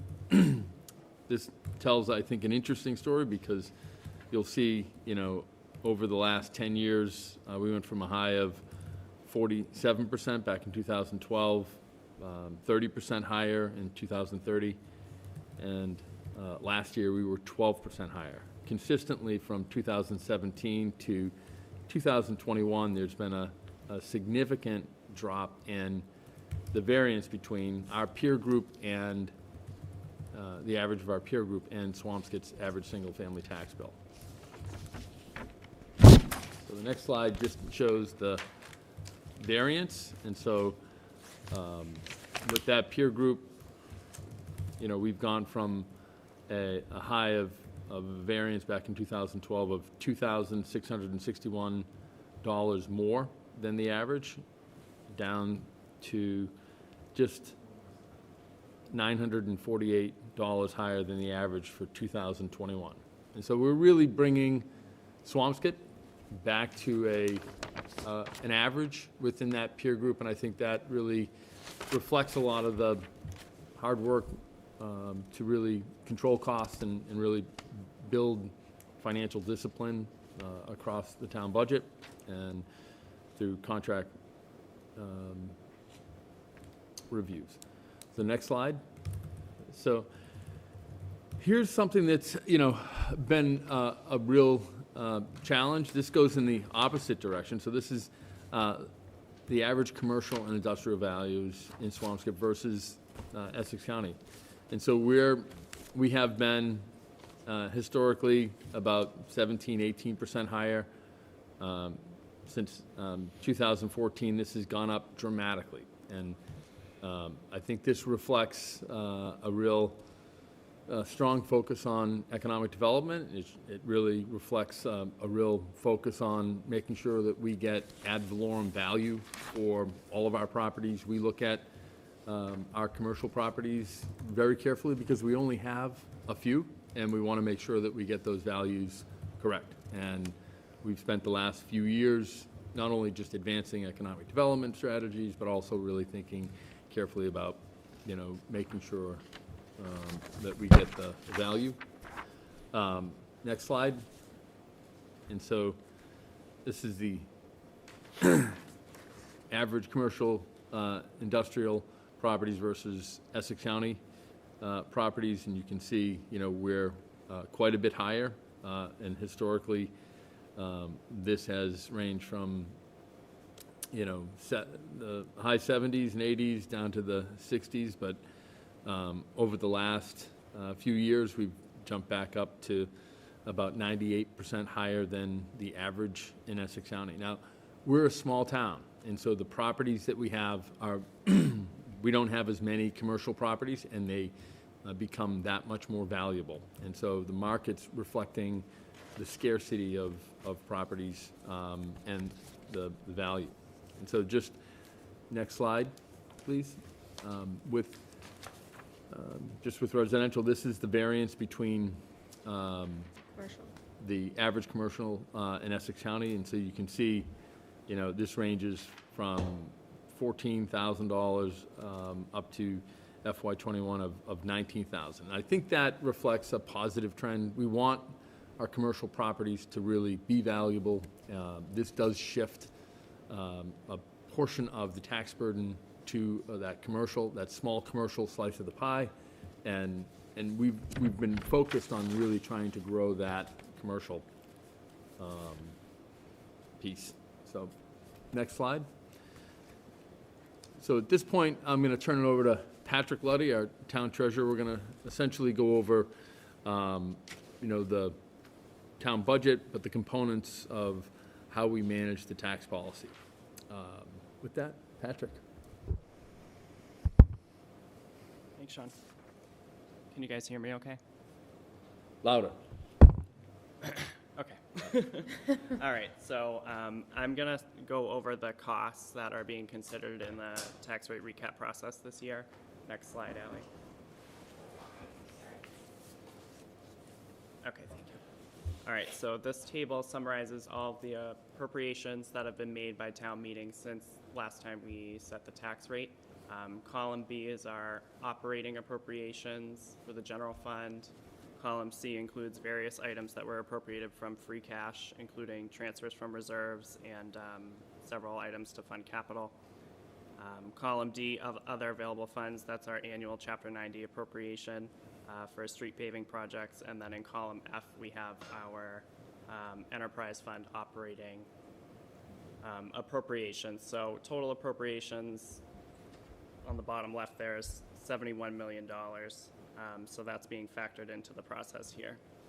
Next slide.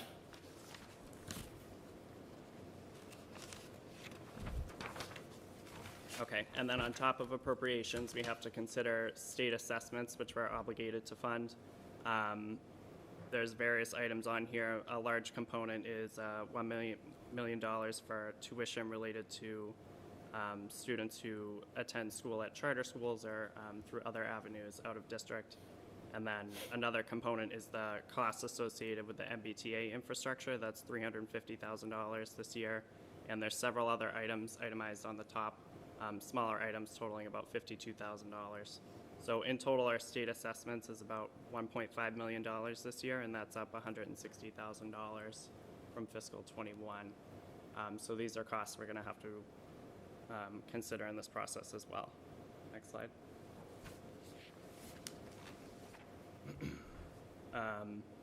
Okay, so this slide summarizes all of the revenue that has to be raised. So these are all the costs that are factored. We have the $31,000 on there. That's part of the cherry sheet offset for public libraries, so that we have to fund. We have the $1.5 million in state charges that I mentioned before on the bottom. We have the $71 million appropriated by town meeting at the top. And the last thing that gets added in here is the overlay contribution this year. That's added on top, and that covers abatements and exemptions that we estimate we might need to cover this year, as well as any appeals granted by the appellate tax board. So in total, we have to raise $72.7 million from all of our available revenue sources this year. Go to the next slide.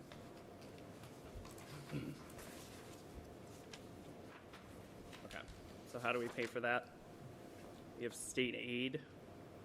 This comes directly from the Commonwealth. We have $6.25 million approximately in state aid this year. That's up $63,000 from fiscal '21. The largest component of this is education-related aid. There's $4.7 million from that. And then there is $1.4 million in unrestricted government aid. That's the other major component. And then there's a few other items itemized here, totaling about $100,000. So that's $6.2 million off the top. Next slide.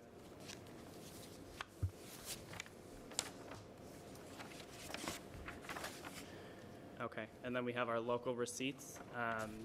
So there's various items on here that are addressed at the local level. We have $2.5 million for motor vehicle excise.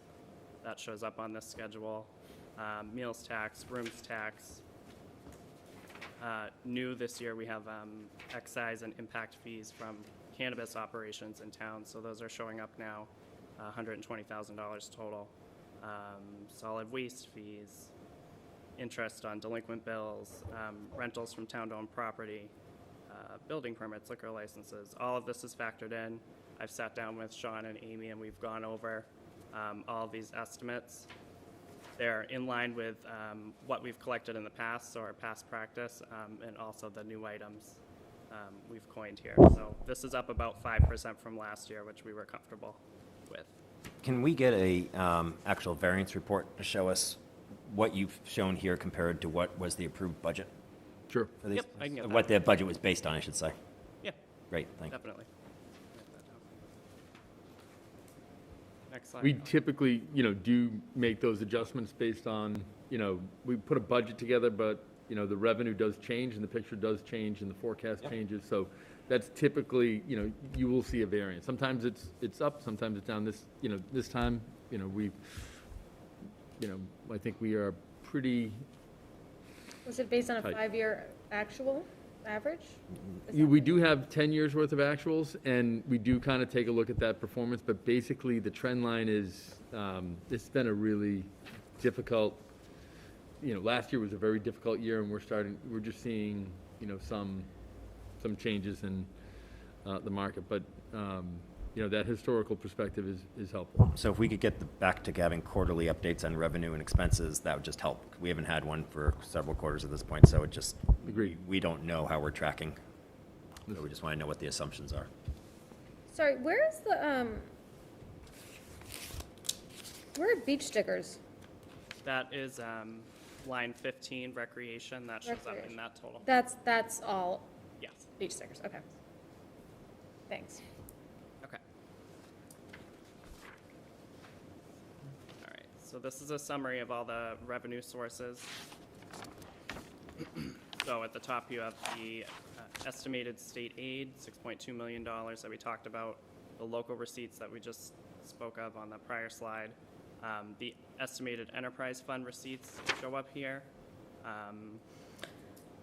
Free cash, appropriations that were made from free cash, so this is just reflecting the amount of free cash that was used. Other available funds is Chapter 90. So that's all factored in for a total of $20 million. So that gets docked out at the bottom from the total appropriations and assessments to leave you with your gross tax levy of $52,660,000 on line C on the bottom. But how do we reduce that even further? Go to the next slide, Ally. One of the tools that the board has at its disposal that we've leveraged for several prior fiscal years is the use of free cash to offset the tax levy. I've summarized here on the top how free cash was used last year. Certification came in at $4.7 million. The board recommended $1.55 million be used to offset the tax rate. And then there were about $1 million worth of other uses, leaving our balance at $2.2 million out of the prior certification. Amy's filed all of the necessary documents with DOR to get our new free cash certification for this fiscal year. It's not certified, but we're expecting it any day. So the estimated amount is right there for you, 4.15 for purposes of discussion. And I just put a couple benchmarks on the bottom. If you use $1.55 million or $2 million of free cash for this purpose this year, if you elect to do that, that's within our guidelines and our financial policies. So this is a tool that continues to be at your disposal if you choose to make a recommendation that includes use of free cash this year. And I'm going to turn it back over to Ben, and he's going to walk through some of the other options that are available to you. To reduce the tax rate increase. Yes. So can I also just say that the percentages here are misleading because this remaining free cash balance needs to take us all the way through a whole nother budget season. Well, that's what I was asking. Right. So when you're looking at the 4%, 3%, yes, maybe as a fact at that point in time, yes. But that same free cash balance is the same free cash balance we've got to deal with all the way through next budget cycle. Right? And so at town meeting, if we're using free cash to pay for capital projects, or we're doing contract negotiations, or we're doing a number of things, that has to be considered when we're looking at what the resulting net number is to really then assess it based on the guidelines. I was asking that yesterday. Okay, next slide, please. All right, so the calculation of a single tax rate, if you were to, in this case, allocate no free cash and have no shift of the tax rate towards the commercial, industrial, and personal property properties, you would just take the tax levy divided by the total value, and that would get you a single tax rate of $13.96 per thousand. That would significantly increase no one's suggesting that it would significantly increase the single-family tax bill to over 10% of what it is right now. But this is the computation of the single tax rate, taking the 52,665.60 and dividing by the total value of the $3.773 billion. Next slide, please. So shifting the tax rate, this is that same pie chart from earlier showing the natural percentages of each class as a percentage of total value, which if you didn't shift the tax rate would then become the percentage of total levy. And then in the middle you've got shifting with 165% over the commercial, industrial, and personal. And then on the right you have a percent shift of 170%. And that is the maximum shift this year. I'll cover that in just a second. But the slide on the left, you can see from the commercial percentage of the 5.51. If you go all the way to the right for the 170% shift, then you are at 9.37 as an example. So Swampscott has adopted that you are able to shift 175% of the commercial industrial tax rate to the commercial industrial side. That has limits by the Department of Revenue. So one of those limits, two things have happened. So the commercial, industrial, and personal property percentage has increased. And the other thing, so when you then calculate the shift for one 175%, that takes you, that takes the residential percentage share below the historical bottom, and you're not allowed to go below that floor. So you can't shift up to 175%, but that burden of the tax levy has already been shifted essentially in the values.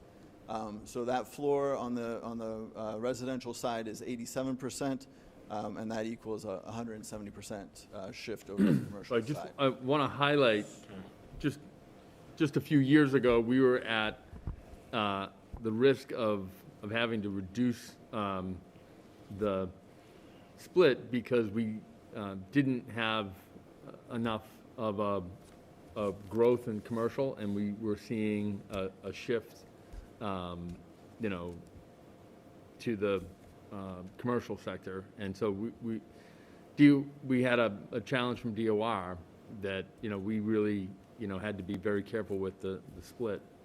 So this cuts both ways, I guess the point I'm trying to make. You know, we've seen a significant amount of growth over the last few years with commercial, and that's limiting our ability to go up to that 1.75. But, you know, a few years ago, you know, we were in a position where, you know, we were not going to be able to even move that split. So Sean, with the multiplier, historically, have we been at 1.7? How long have we been at 170%? Or is this a relatively new? This would be our third fiscal year at 1.7. We switched it 3 years ago, and frankly, we switched it because of this problem, and knowing that we were getting close to this problem, and that the 1.75 was going to be forced down to 1.7 or 1.65 or wherever it took us, and wanting to do that at a period of time where it wouldn't be thrust upon us in a time that might have been actually more hurtful to the residential taxpayer. And so we did it in a year where we could shift it and at the same time still moderate the increase to a residential taxpayer, and knowing that this was coming. The only way for us to fix this problem is to increase our commercial tax base, right? Is really the only solution here. Candidly, if anybody has an idea about that, they should call me any time of day. Because I don't know of anybody that has that answer, but that's the only way to really fix this. But this is going to be an increasing problem for us, which is, you know. So where should our commercial base be, just from a budgeting standpoint, in a Bigger. perfect world? Should be at 15%. Well, I mean, you would basically want it to be as percentage-wise, you just want your commercial values to be as high as possible. I mean, if you want to take the burden away from the residential side, which this does ultimately. So when you shift, if you decide to shift at a 170% level this year, the residential taxpayers will be paying a percentage of the levy that's equal to the historical low that they've ever paid since the beginning of classification. So percentage-wise of the levy, that's good news for the residential properties. With regard to values, the values are going to be, you know, determined by the market. So the opportunity is obviously to economic development side of things, bring in new businesses and have new growth, and that will help everything. If you have new growth on everything, that's great. From an overall lowering of the taxes on individual residences and individual businesses. So David, another way to answer the question would be, you know, you take a look at your commercially zoned or industrial zone properties and you come up with your highest and best on a use, you know, under your master plan, and you kind of figure out where are you in terms of your ability to kind of attract that highest and best use. For instance, Humphrey Street, you're zoned for 2.5 stories. Do you have 2.5 stories on every property? No. And so, you know, there may be lost economic growth in some of those properties, and you want to kind of look at your economic development function and say, could we come up with strategies that would help, you know, create the highest and best use? Could we look at Vinnon Square and really think about where are the blighted properties? Where are the, you know, properties that are really dragging down the commercial growth, and let's come up with strategies like the blighted building bylaw or the other tools that we can use to incentivize, you know, economic development. Peter, to your point, I don't understand why it's becoming an increasing problem, the current shift. DOR, if you don't have enough commercial property, then you have to just go to a single tax rate. And That's right. we're kind of right on the line. It'll just keep pushing us. It's not binary. We won't just drop to 1, but it will just keep dropping. That 1.7 then will become 1.68 and 1.65, 1.6, and that's the max that we can do the split at. Because of the ratio, the. Yes. live. Yeah. But the fact that we're growing the commercial over the last few years as we have been growing it, I think is good news in the sense that we're at less of a risk that we're going to see that. Well, that's why I'm wondering why. Yeah, I don't think we can assess our way out of this problem. We're Right. still close to. Yeah, we're not going to be able to assess ourselves. We have to increase the tax base. That's the reality of it. I think the math doesn't work otherwise. I would agree with not assessing your way out, because it's the values would determine the assessments. And, That's right. Yeah. It's just ad valorem values. That's all we're looking for. So, next slide, please. So this is a recap of last year's recap. And last year there was a 170% shift, as was mentioned, and a transfer of $1.55 million, which made the average, leveled out the average family tax bill from the prior year at $8,999, and the median bill was $74.73. Next slide, please.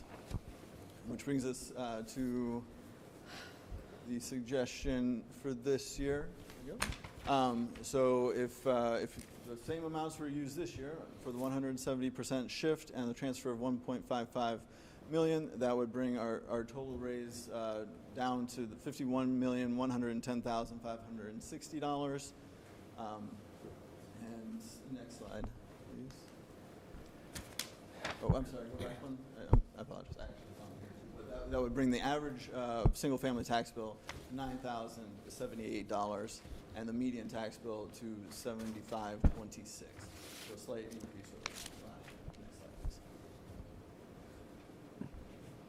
please. So on here, the recommendation is highlighted in green, but in the top section there, you have, if you allocated no free cash and no shift, the middle section is the 1.65 shift and no free cash, $1.5 million.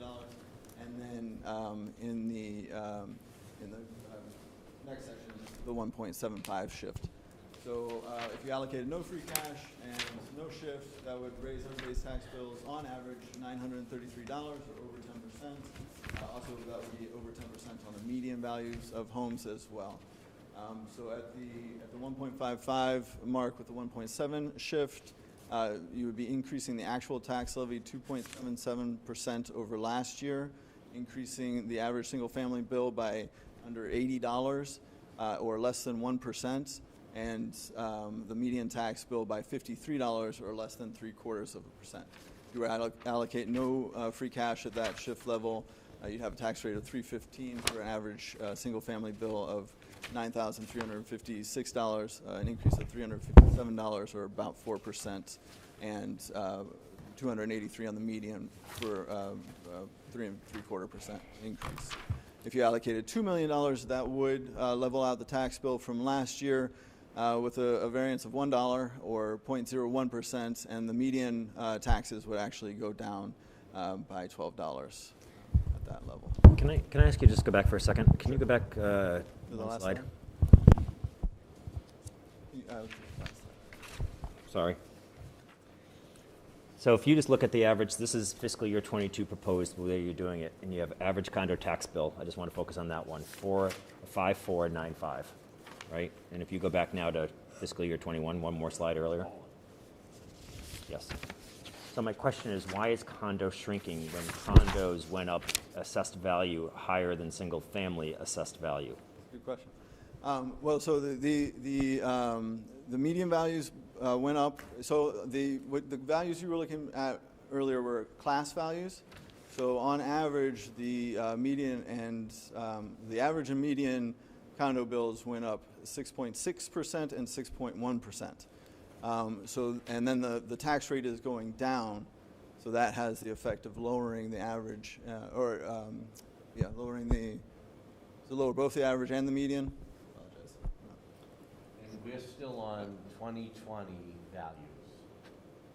Well, so this is 2021 average condo bill and median condo bill, and then the next slide is. Now, what the assessment's based on is what you're saying, Yeah, right? it's But the 2020.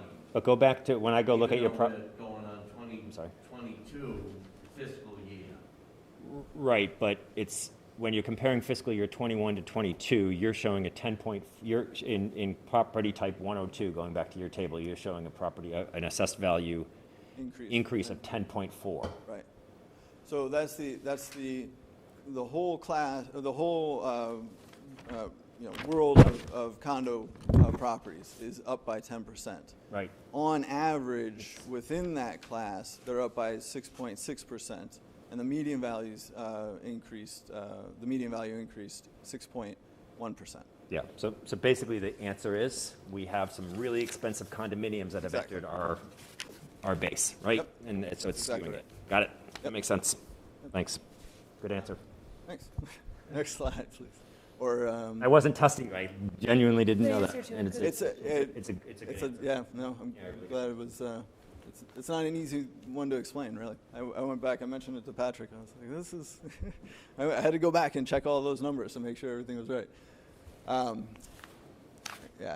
Next after that, please.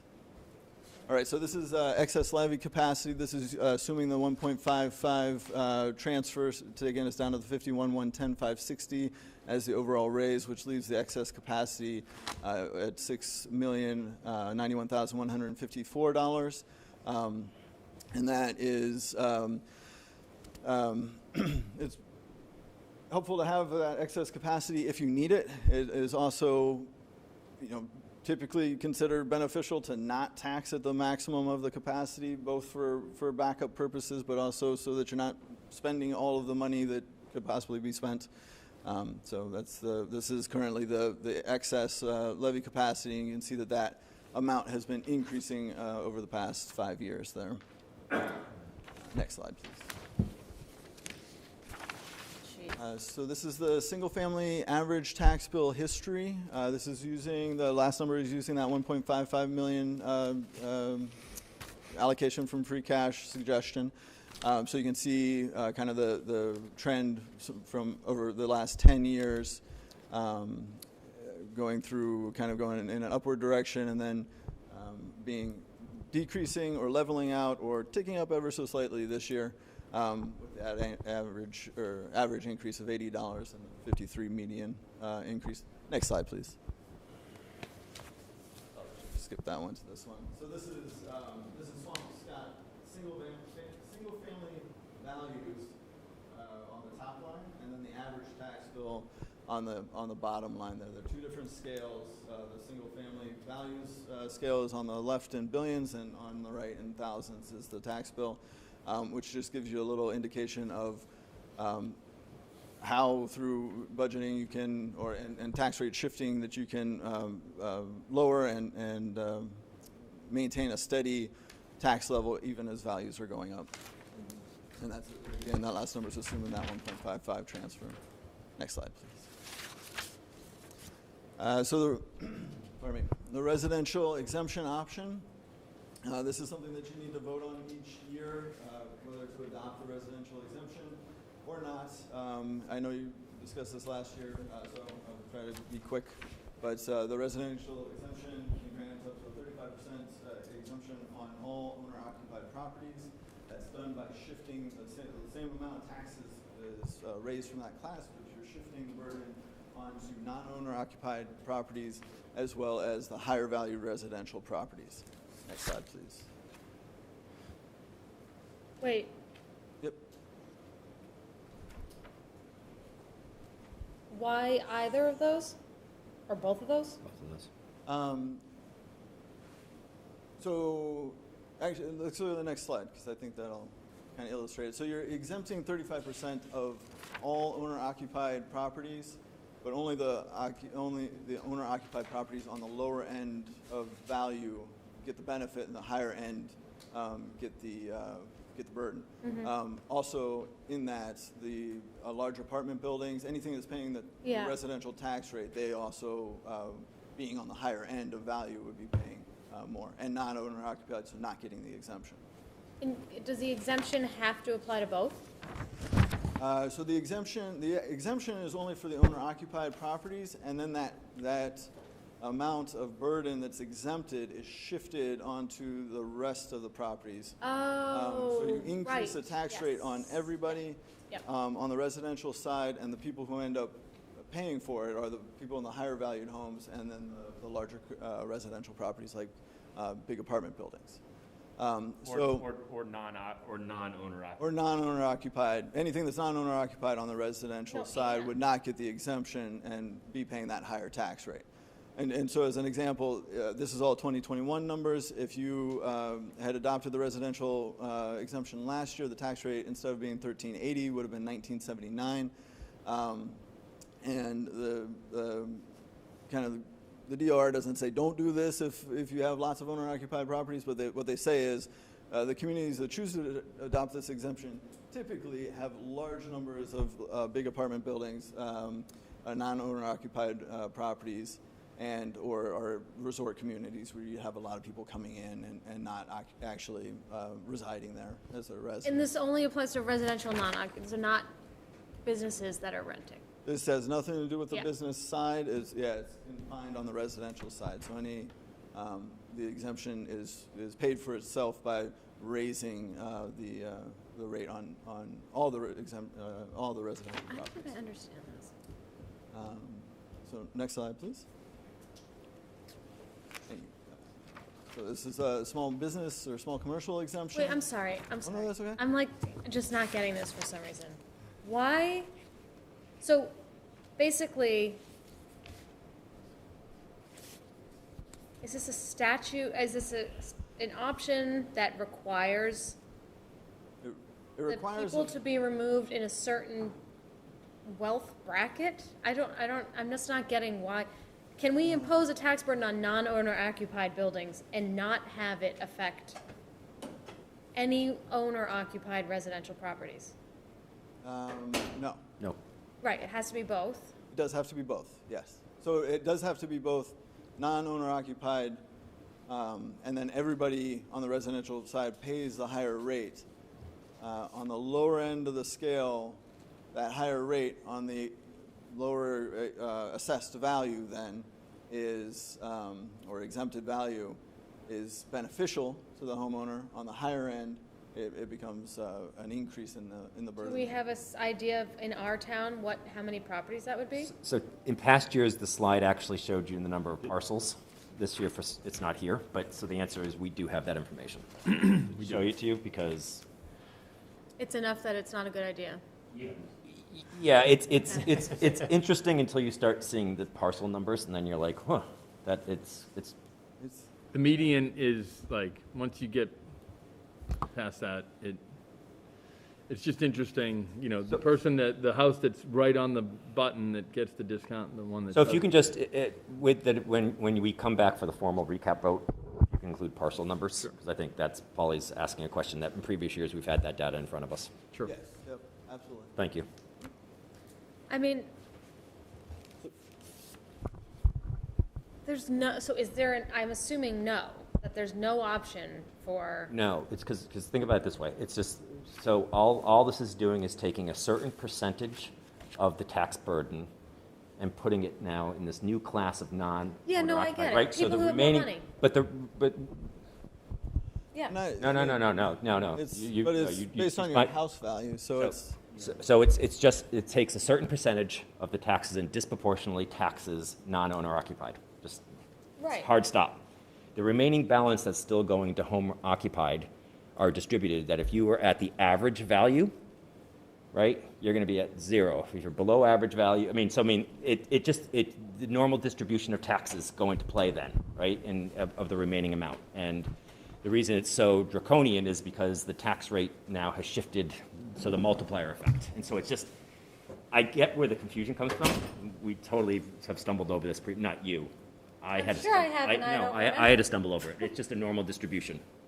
Yeah, and so, So they're always more burdened.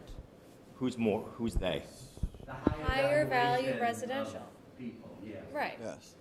Which is true anyway. That's but, what I mean. Right. It just makes it worse. Yes. Right, yes, By taxing non-owner occupied more. Well, but so within the residential levy, that number doesn't change. So you have to raise the same amount. Yep. No matter what, no Yep. matter if you adopt the exemption or not. So Yeah. the people who are below this dollar amount in assessed value, they get a benefit because the exemption outweighs the increased tax rate. The people above that, it does not outweigh that, and so they get the higher tax rate and the higher burden because of the shift. And then also the non-owner occupied would not get the exemption, and they would get the higher tax rate. Right. So I'm just going to ask the same question for like the 5th time, and I'm sorry, it's not that you're not giving me an answer. There's no way we can just. There is no way we can landlords split that up. more. No, that's That's the all. All right. available Thank you. exemption that I assume is that because votable. we've moved on to the small business, but I just, No. it could be potentially unfortunate. Yeah, so I'll include the slide with the parcel count for the next meeting. And I think I do, I don't remember the parcels, but thank you. Yeah. That will be helpful. All right, next slide, please. So the small business or small commercial exemption is similar. So you would exempt up to 10% of the value of commercial properties that house businesses that have less than 10 employees on average annually, and where the commercial portion of the parcel is less than $1 million in assessed value. And that's paid for by increasing the tax rate on the commercial and industrial properties. Next slide, please. So these are the 27 eligible parcels this year in Swampscott. So these would be the parcels that would qualify for the exemption based on the list that's sent out by unemployment. I'm blanking on the agency names, but the folks who track the number of employees. So these are the 27 parcels that are in qualifying properties that are in Swampscott out of that list. This would be a total exemption amount, all inclusive of all these parcels, of $22,579. That is shifted by way of increasing the tax rate on the commercial industrial side. And that brings a total savings to the parcels in question of $21,604. So my understanding is that it's not an automatic exemption. They've got to make a filing. It is an automatic exemption, but you can, you could make a rule, I suppose. It has been an automatic exemption in the past based on this list. Okay. Then you can also, if you are a partnership or another entity that doesn't fall under the count from the unemployment folks, then you can apply separately. So somebody could apply later and be added onto this list after the third quarter tax bills are issued. Next slide, please. So this is the impact to parcels. You got your parcel counts here. So there's 6 parcels between the 0 and 100 mark, and the average impact to those parcels would be $4. And then on the opposite end, you've got 11 parcels that are over the $4 million mark. The average impact on those parcels would be $1,020. And then obviously the rest of the chart there for other impacts. So in past years, we've asked to do follow-up research to understand the implications of the choices. We've done it for 2 years now, but I don't think we haven't ever gotten feedback from the assessor or staff to say, what's the benefit? Like, does this really, the cost-benefit analysis of this exemption, does it make sense to do it? And who's benefiting, and how is it benefiting the town? Meaning, are we seeing a reinvestment of savings? Are we seeing different type of tenancies? Have we analyzed the uses of these buildings to know whether or not there are things that we want to tax incentivize and things of that nature? And so, I think last year, this is probably the 3rd year now I've actually said this, that if we don't have that analysis, I wouldn't support it, and because my suspicion is it's a close call at best. I think we were doing it to see what would happen and what the feedback would be, and I don't think any of us can identify anything tangible off the top of our heads, right? It's going to be subtle at best, and so I think we need staff's help to understand that benefit and whether or not it's worth continuing the small commercial exemption.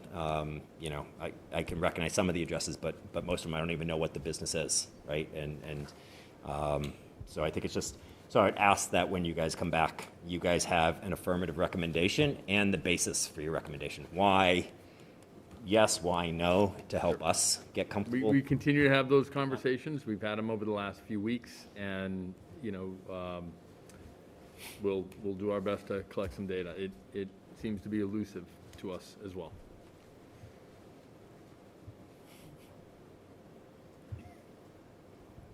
Got it. Next slide, please. All right, so that wraps it up for this meeting. So the final classification hearing and vote will take place on December the 1st. So we'll need a motion on the residential factor, which is decides the CIP shift, and then get you information on the small commercial exemption and the residential exemption, and vote on those. And then at the special town meeting would be the opportunity to allocate free cash to help offset the tax impact on residents. And then after that, after next meeting, the DOR will review the tax rate recap and rate certification. Actually, I guess that'll happen after the 13th. And then we'll mail out the third quarter tax bills on December 31st. So if I could ask for a couple more things for when we next visit. One, I think we need further analysis on free cash, right? I think we really need to study what our anticipated needs going to be through fiscal year 23 budget approval, because that's going to matter just in terms of guideline, you know, anticipation. In that should be assumed the prior assumptions as to the use of, I don't think we're using free cash, I think we're using stabilization for the school. But anything that we've said we're going to use free cash for, or capital projects, anything that you anticipate in the fiscal year 23 town meeting process budget, / thing on that. So that's number one. Number two is we're now, after doing significant amounts of free cash, I appreciate, again, we budget not using free cash, right? And so that makes us do the discipline. And then if things turn out slightly better or whatever, come this time of year when we do the recap, we can talk about using free cash. But Sean, you have done a good job identifying and keep us focused on the fact there's a cumulative effect of using free cash in the way we've been doing year after year, that we're creating a structural gap that's cumulative. It's not just $1.5 million, it's $1.5 million plus $1 million, you know, in terms of that. And I think we need some analysis from the financial team and you, Sean, to be able to say, hey, look at, this is where, you know, the gap might be getting too big for us, and not just the analytical data, but the financial recommendation that goes with it, which is, when are we getting too much of a free cash subsidy, if you will, a structural deficiency? Because at some point, the free cash spigot may not be there, and that's going to be a really painful That's coming up. time. We will do that analysis. The answer to that question will be when we get to 0 on the variance between Swampscott and the peer group. My thought was, let's get to... But that's not really the answer. I get that's your idyllic goal, Yep. But that's not really the answer. So I agree, Peter. And That is a answer. That is correct. That is a answer. That is an answer. But I do think, you know, again, this is your policy decision. We have tools in our toolbox to kind of think about, you know, how do we keep Swampscott balanced? And I think we've said this previously. You know, our goal isn't simply to, you know, reduce taxes or level taxes. It's to help support a community. And we have a community that has needs. We talked earlier today about pipes that are broken. But let me. So I hear you on that. So two thoughts on this. Number one, we have a really short time before December 13th, and FinCom needs to be fully engaged in this conversation. So this isn't going to wait until December 1st. Just so you know, we're going to need to really get going on this conversation. Number two is, I hear you about that, and I couldn't agree more about the importance of being financially responsible with taxes. But that being said, we are seeing the problem with stabilizing or leveling taxes or rates for a prolonged period of time. We're seeing that problem on water and sewer, right? We, for a long time, took pride in how we had historically low rates, but that actually ultimately was signifying that we are underinvesting where we need to. So now we're fighting how to not have double-digit rate increases each year to reflect that. And the same thing will happen with taxes. At some point, we're going to get starved enough because our tax base isn't going to be able to grow quick enough. Yep. And so I hear you, and I'm all for it, and I'm glad you brought that discipline to this town, and it's really great. But I think at some point, there is a moderation where we have to have, we have to get back to, death and taxes being the two inevitabilities, because it is. It's just a question of when you're going to pay it. And there's only so long that we can put it off. Understood. And this generation needs to, also do it so that we're not kicking it to the next generation, right?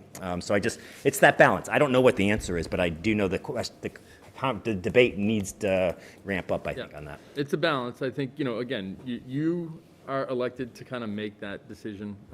You've got the strongest, healthiest financial reserves the town has had in memory, and you're in a good position with free cash. You're not in the same position, and you have average single-family tax bill that's just a bit higher than peer groups and some of your Essex County communities. So you got to kind of figure out where is that balance. So we'll get some more what was our free data cash points. at this point last year when we used the 1.55? Do we know what the number was? We were at 4 and change. So right where we are now. It's almost, yes, it's almost. 4.7, we're at 4.1. I mean, I know we're not, my inclination is to use the same amount, apply the same, and not go all the way to the level funding. Just putting that out there. Yeah, no, Thanks, Peter, for articulating that Yeah, question really. and point better than I could have, but that's Ever, me been too. something that I've been, ever since I started thinking about this more over the last week. I mean, that's the question I have is, when does this strategy when do we sort of wean off this strategy, or do we have to, and how does that work? And we need more information and analysis. I mean, I know it is our decision, but we need to understand it to make it, and we don't know what that is right now. So I, just second the need for that information and agree that it needs to come sooner rather than later.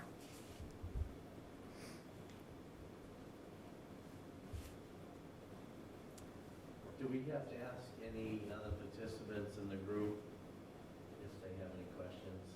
Yes, definitely. This Sorry. this is not the public hearing. This is not the actual recap. No, it's just a joint meeting. Oh, I got you. Yeah. Yes, absolutely. Go for it with your, with No, I don't know who, Lara and Tasia, right? They're calling on me. Yeah, I'm actually interested, I guess, in hearing from the assessors, from, what their thought process is on the valuations, and what are they liking, not liking, concerned about, focused on, because that's really that's your side. That's your side of the collective ledger. So it'd be interesting to hear from all of you as to your thoughts about the valuation process. We're still looking at 2020 values. Do you have a microphone, please? I think I talked loud enough, but there's no problem bringing it over. And you're seeing, at the present moment, say 6 months ago, people are buying houses in Swampscott and spending $50,000 to $70,000 over asking price. Yeah. Not asking for an inspection, just going all in, and that's going to affect, if not next year, the year after, to really look at values that a house that we think is valued at $500,000 just sold for $700,000. Like that's a big gap that eventually is going to, chickens are coming home to roost, that we have to look at, that it's going to be a big impact, if not next year, but the year after. So to me, I don't hear that as a negative, though. No, I'm not saying Well, negative, no, but I don't someone that gets a tax bill that saying, wait, I thought my house was worth $500,000, now it's worth $600,000. $100,000 plus a tax rate, that's a big increase, and, that's gonna hurt some, you know, some people, Only if it outpaces the other categories. That's the important, so let's just be careful about how we're talking about that, because but I if think it's we've not, outpaced it. well, in my opinion. if, you mean single family's outpacing it? Yes. Yeah, if single family's outpacing, it's outpacing it, but that's the thing that, again, I just want to be careful we're articulating for those that are listening that are being educated as well. It's the fact that your property goes up doesn't mean that you're going to pay more. Right. It means that only if your property is going up faster than your subset and your subset going faster than every other subset, Yeah. right? There's actually that slide that showed the values going up and then the Right. tax bill. And that's the that's the importance of that, which is. And the budget isn't. And so I think that just, Right. Neil's point's valid. If you have a 1950s ranch that we have assessed at $400,000 selling for $1.125 million, right? I mean, it's crazy on a per square foot basis. You're going to run into that problem, Yeah. right? And then we have the counter problem, which is a correction, right? When the market makes a correction, then we are going the other way with that problem, right? And so it's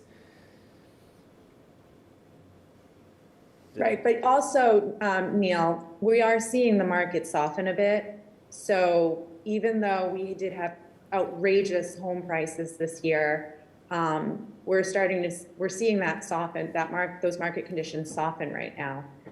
So they may balance out to a degree. But it is, if it goes up and then the market comes down, it's all about the piece of the pie that everybody's paying. If everybody's growing equally and then declining equally, you won't see that impact on their bill. I think, and so when we're seeing it kind of soften a little bit, are we, my interpretation of that is that we're going to see kind of slower increases. So the prices might not go up as quickly as they have been, but still going up. Is that what you're seeing as well? Yeah, they're not doing what they were doing in the spring and the summer. You're actually seeing properties sit on the market and, you know, they're not going for 50 or 60,000 over anymore. But it will level out.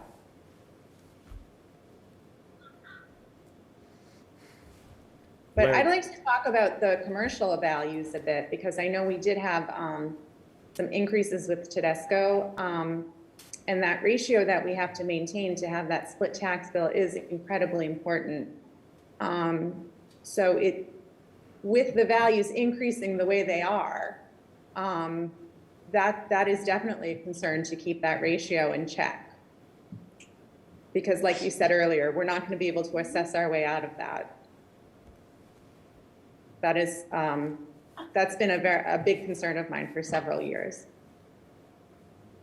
I think, you know, on the policy side, which is not my side, but I think on the economic development side and encouraging new growth in every sector, but especially on the commercial side, how do you do that? Well, To see, I hear you. You know, part of our responsibility is to just assess the ad valorem market value for every property. And, you know, we've just got an ethical responsibility to just do that.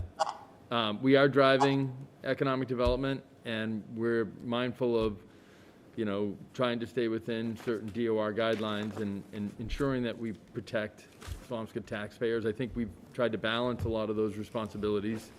But, you know, for generations, Swampscott, you know, turned commercial property over to residential through ZBA actions or other, you know, property transactions, and we lost a significant amount of commercial property. And so those are the trends that, frankly, you know, decades ago have hurt us that we're trying to, you know, really address. yeah, I mean, I think we're still seeing that with that, what is it, 180 units on Essex Street? That's a commercial property that is going to be converted over to residential, isn't that right? The Elm Place.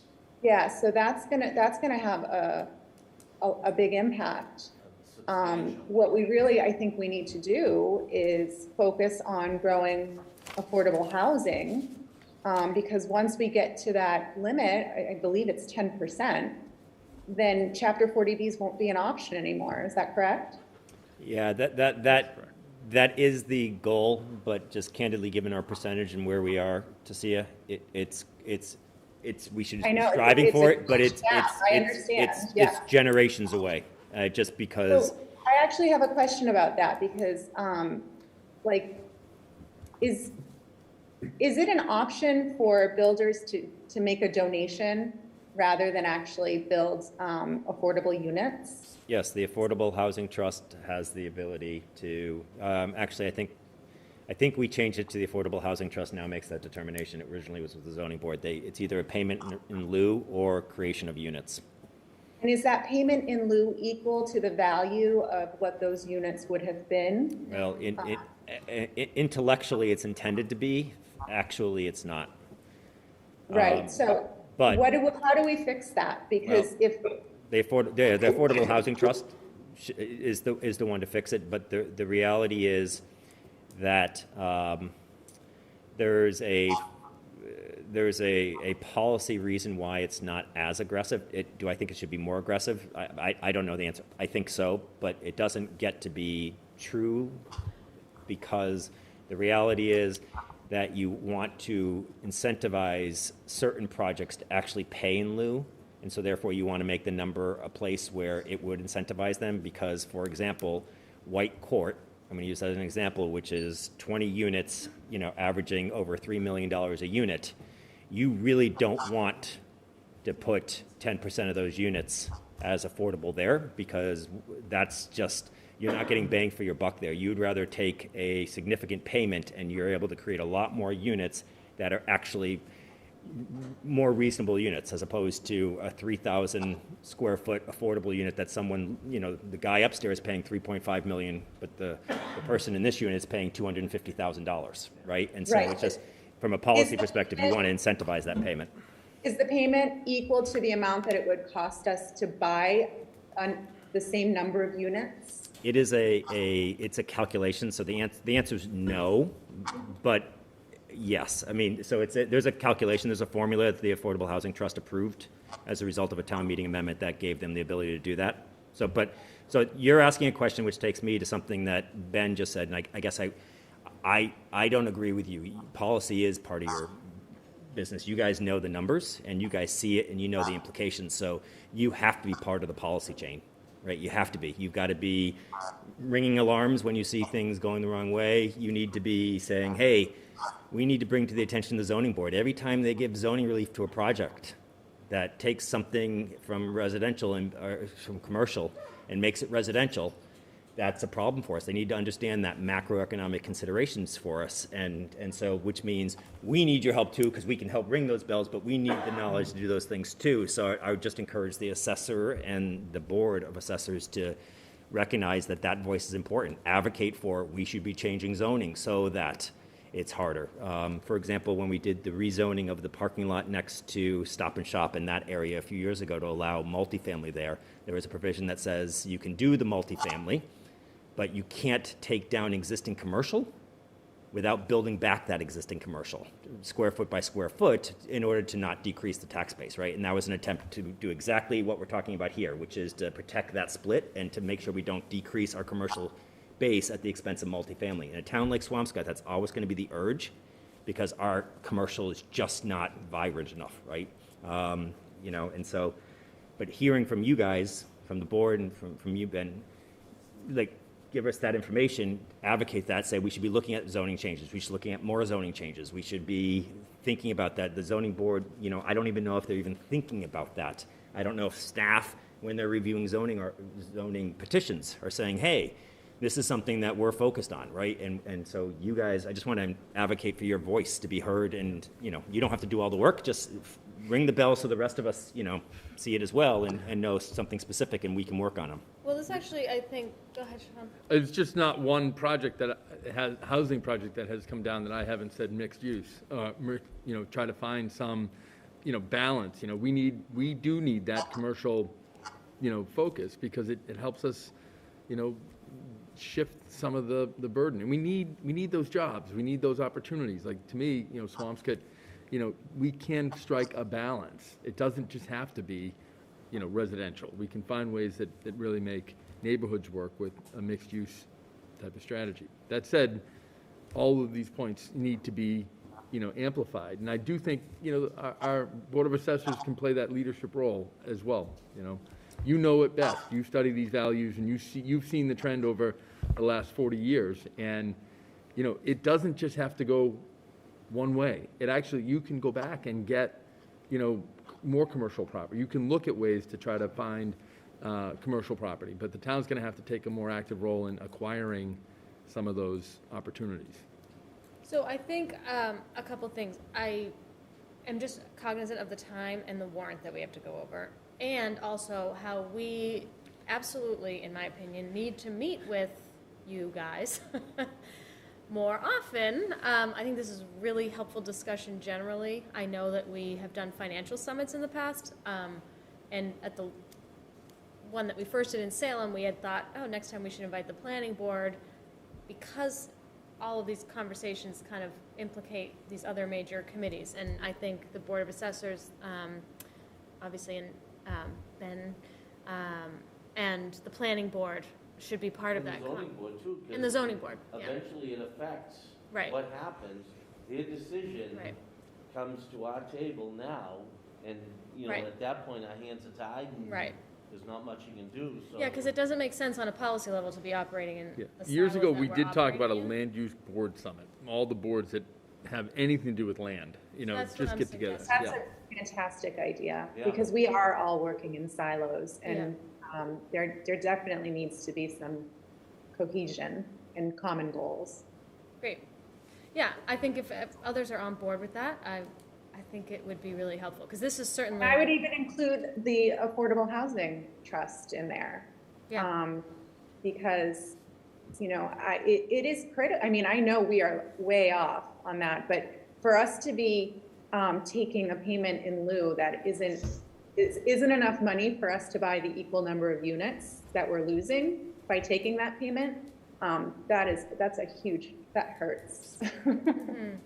Yeah, and learning more about each other's policies and why they've arrived where they have, and how we can coordinate better. So, so I don't want to cut the conversation short, and I have to cut the conversation short, but I do want to provide you guys with any last comments or anything, because I didn't mean to inadvertently have the board hog the meeting. Okay, is there any other comments relative to Ben's presentation and the certification process that you guys wanted to say? Just want to. No, I just want to Ben did a great job. Yeah. Yes. Thank you. Thank you, everyone. Thank you, Ben. Absolutely. So we just need to adjourn? Yep. I was about to say that, but. So moved on my end. I second. All in favor, aye? Aye. Aye. Aye. All right, thank you all. Okay, thank you Nice very job, much. Ben. Thank Nice you, job, Ben. Patrick. Thank you. Thank you, It everyone. was great, really helpful. I hope you don't mind that. Oh, Yeah. we're jealous.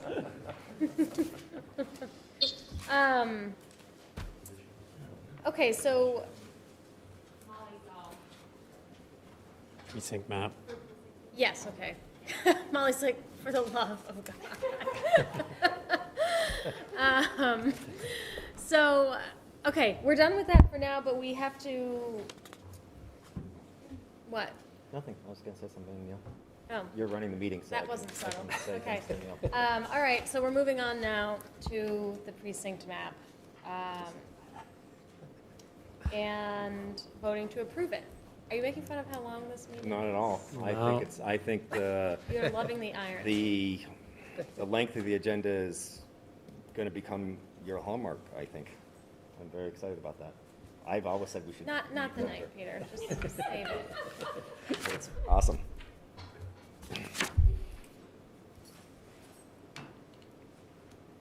So you just asking if someone's a motion? No, I thought Molly was online to present. Present if needed. Hi, everyone. Can you hear me? Yes. Yep. All right, and this is going to be really brief based on the discussion you were just having, but you all saw the original precinct map that I came to you in October Just a reminder, we do this every 10 years after the census, after we get our updated data counts. There have been some changes that were sent out to you all since our last discussion. And those changes are the following. Minor adjustments made in all precincts to even out population distribution. So all precincts are now within plus or minus 1% of that target population that we have to have. Each precinct has a certain target population of 5% of a total. We have looked at past voting data over the past decade to ensure that each precinct has a high voting area. There are low and high voting areas across the community. And by doing that, we also ensure that we're going to have good town meeting representation in each precinct out of those high voting areas to make sure that we've got good, equal representation at town meeting. So this is a close-up of the updated precinct map that is the final that you all can vote on tonight. Along with that, you were sent an updated block report that reflects those edited numbers, and then a legal boundary description. If you vote to accept, all of that we send in a package to the state, and they are basically packaging all communities' new precincts by the end of the year, and those precincts will go into effect January 1st of next year. Is there any questions? Questions? I'd move to approve the modified map. Second. Any further discussion? Nope. All in favor? Aye. Aye. Thank you, Molly. Thanks for all your Thank work you. on this. You did great, and Thank all you the so much. detail you provided, I really appreciate. So thank you.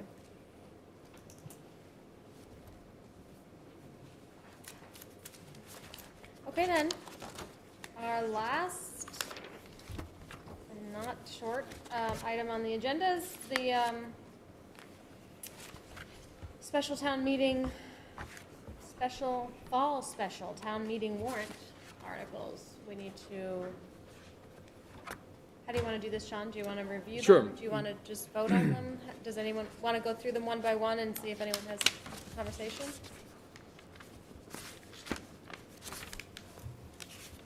So I don't see a warrant article that's complete and final.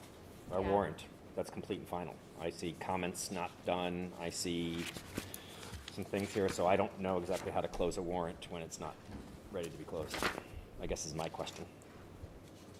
Sean?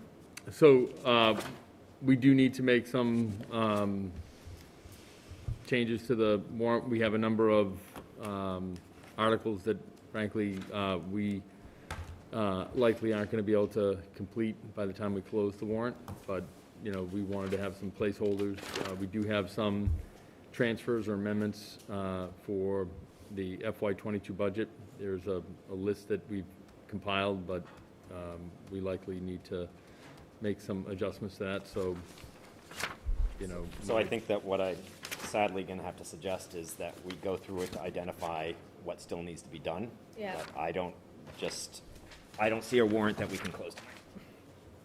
I think there's a number of questions, and the budget one's not even in here yet, right? So that needs to be added, and then I think there's some questions about some other warrant articles I have, and then there's a comment on one missing, and then there's some section numbers or article numbers on others missing, and so I think that probably means we have to have a hopefully quick discussion. I think that has to happen early next week now, unfortunately, because I think that's the outside date for doing this. But again, Madam Chair, that is up to you. I don't know that you're going to. I do think if we could have a Zoom meeting on Monday to close the warrant, make some updates, that would be helpful.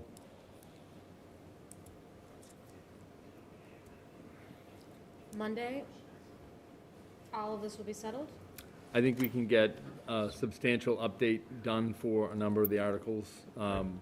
So let's maybe go through them just to understand what that is before you answer the question. Substantial update, I don't think is the standard. I think a warrant that you are like, we're done, signed, sealed, delivered, unless you guys have questions, is what we need. So let's just maybe go through them, see what work needs to be done. So Article 1, Sean? So Article 1 includes some generally housekeeping. There's some interdepartmental transfers, so we're not looking for any additional funds. We just want to transfer some money within certain lines. And so there were some additional changes that we were hoping to make, as a result of some of the vacancies that we've had. We wanted to kind of clean up some tailings in some lines, transfer some funds to other lines, and so there's just a interdepartmental transfer list that totals roughly about $300,000. And so there's a list that we're just reviewing. Questions on that? And tightening up. Some of these are addressing shortfalls in some lines that we've already identified. Some are related to personnel, and we're just looking to do a transfer. So can I ask about Article 2, because it's going to relate to Article 1, right? So I understand that you have some pedestrian safety things, but I'm confused by the use of free cash as opposed to bonding them. I don't understand for the life of me why we'd use free cash. So therefore, I'm wondering if you think about that further and think we should be bonding it, and that may affect your debt service. I don't think it will for fiscal year 22, because that debt service won't hit at all in fiscal year 22, so I don't think it's going to implicate, but I'm just saying it so that we come full circle on this. So I'm going to go one step further and say that we don't have any detail on this. We've never had detail on this. Let's see what he's... I don't think... So we have some detail, and we've got a scope of work that has been put together with some pedestrian or traffic consultants, and certainly want to come back and just present that. I would fully expect that we would have a presentation to town meeting to go over some of the critical public safety challenges that we have. If you don't mind, I would appreciate if we just keep this an open dialogue and let Sean come back with more information. There's a reason he's exploring it, and timing-wise, why he's doing it now and not waiting for the annual town meeting to do it. So if you don't mind, and we can, if we want to take Peter, it out, I think the bonding makes sense. If we want to take it out Monday, we can take it out Monday. But I would appreciate we just keep that dialogue open. But it would need to be bonding, Sean. Agreed. I think that's, typically we put language in there that provides for a number of opportunities, but. Do you want to say anything more about this article? Because I haven't heard anything about it. It's new and it doesn't say. The only thing I would say is that, we've had a few discussions as a board over the last few months about the critical needs that we have for pedestrian safety. We recently, received a $250,000 grant to do some pedestrian safety improvements around one area of town. We need to look at the entire town, and I do think that, these types of investments are critical, and we have a lot of busy intersections. Just this week, we put out a couple of... Wait, because it's so late. Yep. I think we all agree pedestrian safety is a priority. We need to invest in it. This is a sum of money with no specific descriptions, and you're just describing a $250,000 grant that we got. I don't even know what we're doing with that. So I don't... Why don't I come back and I will present more detail. I don't want to look at it once before we vote. Okay. I'll keep it open at Peter's recommendation. Okay. Well, Article 3? I'm just saying, in Article 1, we're putting that on, but we don't have the detail there. We don't have a free cash number. No, I'm just saying. That's a standard article. Article 3 is free cash for collective bargaining agreements. We don't have numbers there. We've been over this, though. We just had it. No, we didn't. But I'm just saying that. Gonna do this. Okay. I'm saying the motion on the floor oftentimes flushes out detail that's not in the warrant article. So I think we just have to be open to that is an inevitability. Okay. Other comments on Article 2? Article 3?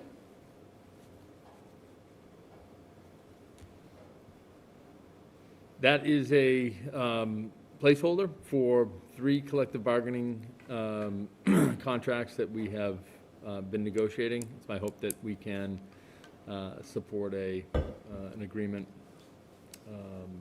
for these units. Questions? We will have more information probably, for town meeting. Article 4, transfer of free cash for the adjustment of tax rates. I think we've discussed that. Yeah. Article 5, appropriation from Transportation Infrastructure Enhancement Fund. This is just from, oh, go ahead, Sean. This is a small amount of money, $3,946 that we get from the state. These are from the ride share programs, and the state allocates a disbursement annually for this. Should we vote to approve the ones we can right now? Do we want to do that? No, well, because I don't, again, the amount of funding, I'm sorry, for 5, yes, we could do 5, but any other ones without the dollar amounts, we can't vote. Yeah. Is there a motion to approve Article 5? So moved. Is there a second? Second. All in favor? Aye. Can I ask a clarification on that? Is the motion to approve it or? No, it's recommend I'm favorable. sorry, Sorry. I'm in favorable. like just automatic mode. Okay, I'm sorry, Ally, thank you. Okay, Article 6, approve transfer of water enterprise fund retained earnings. Questions on that? And similarly, Article 7, approve transfer of sewer enterprise fund retained earnings. Both of these amounts were reviewed when we discussed the water and sewer rates. We've looked at utilizing these retained earnings to help us mitigate the increase with the rate setting. So can you remind me, have we looked, I can look, I'm sorry, I just have a bad memory, but have we looked at these numbers and what the ratios are in the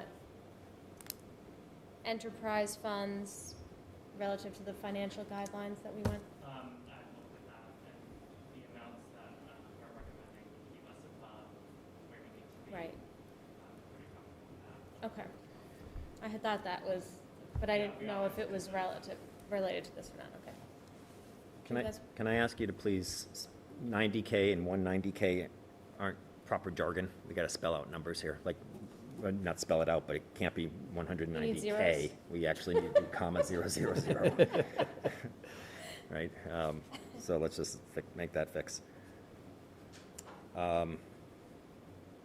The only reason I would say not make a recommendation is typically on finance committee articles of any substance, we typically Wait for them. give them the opportunity to chime in first, and in case they flush out something that we didn't. Sure. Okay. Unintended? Establishing a solid waste enterprise fund.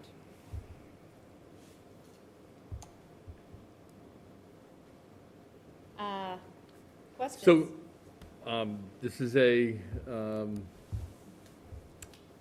best practice, and will allow us to continue to evolve programs to improve our solid waste practices, reduce contamination in our recycling stream, and meet evolving environmental responsibilities. Well, I hope it does those things, but I think, I think with the enterprise fund, I think the idea is we're going to create the structure, not fund it till the next fiscal year. That's right. And we want to provide some detail at town meeting as to what revenue goes into it and what expenses are paid out of it. My thoughts to you are just basically what we've discussed, I think, that everything, all of the bag sales, I don't know, fees, revenue from the pink bags, if that's still coming in, the metal recycling income, those are some of the revenues, the mattress recycling, all of the programs that we've rolled out relative to the waste reduction efforts, and then the expenses also related to those, including composting and such, are paid out of that. And I think some detail is going to need to be fleshed out about which, how much we want to have in there to initiate new efforts, how much we want to retain in there, and then also how much we want, what percentage we want to reduce the solid waste line item, and if it's directly going to reduce that. I think those are some details. I don't know what others' thoughts are on including that now or doing that just after this is established, but how much detail we want to include. I mean, I think it's a process, right? So I think we just need to establish this account and work out those details over time, right? As part of our regular town meeting next May. I wouldn't want to bring it back again to town meeting. And we could fund it, but not to go over the details of what. Well, I don't think you need additional town meeting approval. Right. But I do think we've got to be, staff needs to be prepared to answer every one of those questions at town meeting, because those are good questions that people will ask at town meeting, and I don't know whether or not we have a clear enough answer to answer it. And if we're not funding it until fiscal year 23 anyways, then it may make sense to just put this on the May town meeting warrant when everything's fully baked. By then, you have everything, but I mean, This is also something that the Solid Waste Committee might be helpful in terms of driving, some discussion about, how we can be better in terms of. No, this is an enterprise fund. I disagree. And I don't think, honestly, to be honest, I don't think waiting longer. I think we're going to do this in the spring. It's like, have you ever been prepared for a meeting and then it gets pushed off and you're like, oh, thank God, now I'm going to be really prepared next time. And then it's like 2 hours before the next meeting, you're like, oh, wait, I didn't take the time I thought I would to get more prepared. And I just don't want that to happen with this. I think there's no information that's outlying that we can't just make a decision and do it. My concern is how much of the revenue that we now take into the general fund are we going to then direct to this fund, and then what level of priority are we going to give to the town general fund impact for solid waste, and how do we balance those new initiatives with the ever increasing general fund burden of our solid waste costs? And so, how is waiting till the spring going to answer that question? Well, I think it can help us kind of come up with a right ratio of really looking at some of the revenue, because getting revenue from the bag sales, and we're going to see probably diminished revenue from that as people kind of get accustomed to, dealing with But that wouldn't affect a waste. percentage, establishing a percentage. No, it wouldn't. But I think it will give us a little bit more analysis on how we can really think about, dedicating some of this special revenue to this enterprise fund, and then come up with a policy of how we spend or allocate money out of this fund, and when it makes sense for us to use some of these dollars to seed initiatives that ultimately will help us, meet some of the broader financial and environmental goals. I think we can create a fund. I think we can say what's going to go into it and what's going to come out of it, and that we have to determine a percentage that will be going toward initiatives and determine a percentage that will be going toward reducing the solid waste line item. And I think that's a lot of detail. I don't think we have to have a percentage in order to have sufficient information at town meeting. We can say that we need this next winter to add to that analysis, and so the percentage is yet to be determined, but that the structure is there and the concept is there. I don't know.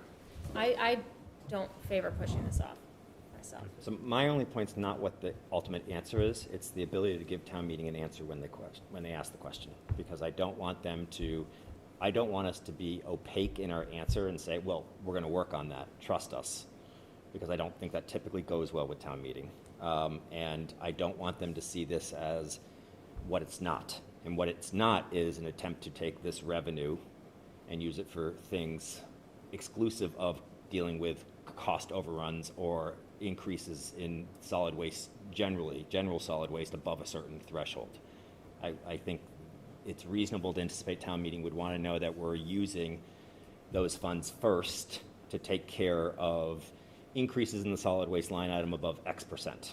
And then after, and only then, for new initiatives or things of that nature. And if we can't answer that with complete clarity at town meeting on December 13th, I think that then. But that's just what we could do right now. But I don't know if, just respectfully, a minute ago, we talked about doing something for the first time and making a decision. I don't know how at 10 o'clock at night for the first time we're going to write a policy about how we're going to use a solid waste We talked enterprise about the fund. enterprise fund. This is the third time. Great. I'm just respectfully going to say to you, just like we don't have a list of pedestrian projects here, I don't know how we're going to write a policy on the solid waste enterprise fund at 10 o'clock tonight to do it. If we can do it, fine. But all I'm saying is I don't care what the answer is of the policy. I completely support it. I just want to make sure when we go to town meeting, we can answer questions in a way that does no harm to the initiative. Because if we say, we're going to work on it, but we don't need to come back to town meeting, just trust us, I think historically that doesn't go well. I think they like to say, this is what it's going to be and this is how it's going to be implemented. And then they credit us for that. And so I'm just saying, since we haven't fleshed that out and we haven't heard a specific recommendation from staff yet, which is what I would want to hear anyways, because I don't know what that percentage should be, because I don't know what our 10-year historic increases have been. We haven't looked at any trends. I mean, I know some people have, but this board hasn't. I think some of that experience with bag sales, it is evolving, and I think, we're still not exactly sure what the 5-year trend will be, and so we're still modeling and getting a sense of how the waste reduction has affected household behaviors, and so we're just not certain. I think that the more we, get experience, we'll have a better standard of where we can. I think this is pushing this off. I actually, Polly, I think you and I can have a few conversations. I do think we have to get more. We've had time to do that. If we wanted to do it, we would have done it, is my point. If we don't want to do this, the town needs to say they don't want to do this. If we want to do it, there's no reason why we haven't done this. That's why I'm frustrated. Well, I think you're mishearing.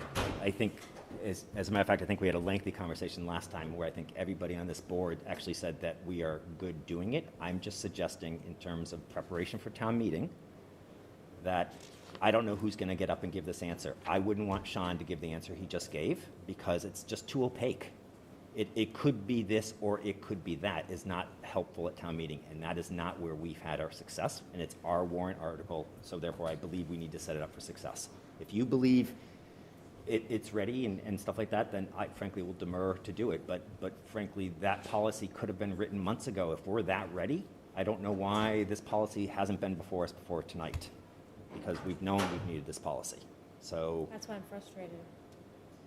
I understand that, but You're saying I should have done more? no, I'm just saying we are where we are right now, so that doesn't solve the problem. I'm just trying to express it just because I want to do no harm to something that I think needs to pass, and I would rather set it up for success. And if we aren't funding it till 23 anyways, you're going to be in a position to make sure that we do that, and that budget is actually going to reflect implementation of the policy, so people will actually see a tangible example of how we're allocating the funds, because the fiscal year 23 budget is going to reflect the first implementation of this. Aren't we planning the next budget in the next 6 months? Yes, and so it's going to take that next 6 months to flush that all out such that it will be ready for town meeting. Doesn't the fund and what goes into it and come out of it inform the budget process? To me, coming up with that answer now would help inform how you're weighing those revenues and expenses for next fiscal year. Yes, just not at 10 o'clock on the night that we're doing it. I'm saying I don't think we can do that because I don't know how to set the standard. But yes, that conversation can happen, and that will be part of what Sean and the financial team will then have to take in consideration as they prepare the budget and prepare a budget that is passage of this enterprise fund. Let me take the next couple of days and come back and prescribe a allocation of some of these special revenues to this fund, and we'll talk about some guidelines that would help town meeting and the board use these funds strategically for some of these broader purposes. Other questions? No, I mean, I think, let's keep it there until Monday. I mean, you know, Polly, you had asked a series of questions about details needed for it when we started talking about it, so I think it's just like, what's the level of detail that we need to feel comfortable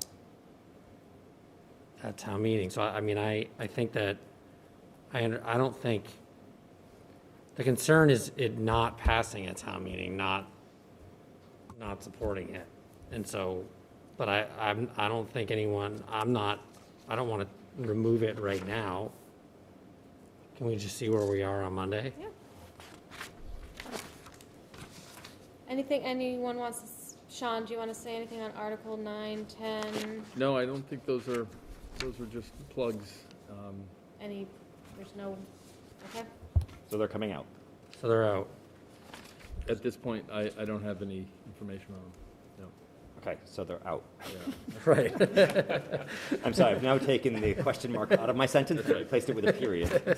Exclamation. Article 11, Town Charter name change. Questions or comments? Is it possible to consolidate 11, 12, and 13 into?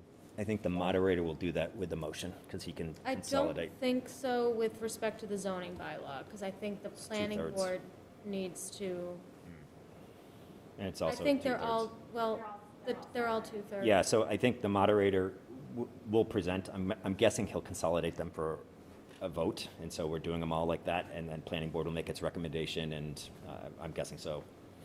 Okay. So I don't think we can't consolidate into one article, but I think he can, for a motion on the floor, Do consolidate. we want to approve this now or no? I mean, vote to recommend it, I'm sorry. Yeah. So moved. I guess I would wait until Monday because this has holes in it. It says article blank, and so I think that. Well, it's only because the article numbers keep flipping around. Gotcha. We've removed them, and so that's literally going to be plugged in as soon as this is all settled. Gotcha, and the town council has blessed these? They are from the town council, yeah. Okay. And they've been here. And I'd recommend favorable passage of the 3 articles having to do with the board change, the change of the name of the select board. Your second. Second. All in favor? Aye. You're making, someone's communicating with planning board to make sure that they hold their public hearing on that? Yep. Thanks. The National Grid easement. I can explain that one. So that is, as I've mentioned to my colleagues previously, that is an article which allows the town to effectively substitute the easement which the town acquired almost 3 years ago with National Grid and replace it instead with a 99-year ground lease in place of the easement. That has been negotiated with National Grid. It's not ready to be signed, but National Grid has requested that we do a 99-year ground lease instead of an easement, and so this language is necessary per town council to authorize us to actually convey back the easement and then execute the 99-year ground lease. The ground lease itself will come back to this board post-town meeting. Questions? So Sean, we need to write a comment if you want to take a first stab. Sure. But send it to me and I'm happy to look at it, but we've got to do it, in the next 24 hours. Yep. Do we want to vote on this or wait for the, Let's wait for the comment, just Okay. so you guys have the complete picture. okay, and that's it. So, right, anything else, Sean, that I'm missing?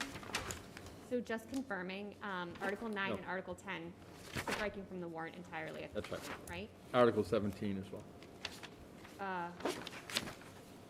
Sorry, Well, that was Article already, 9 and that was Article already 10. struck. That was already struck.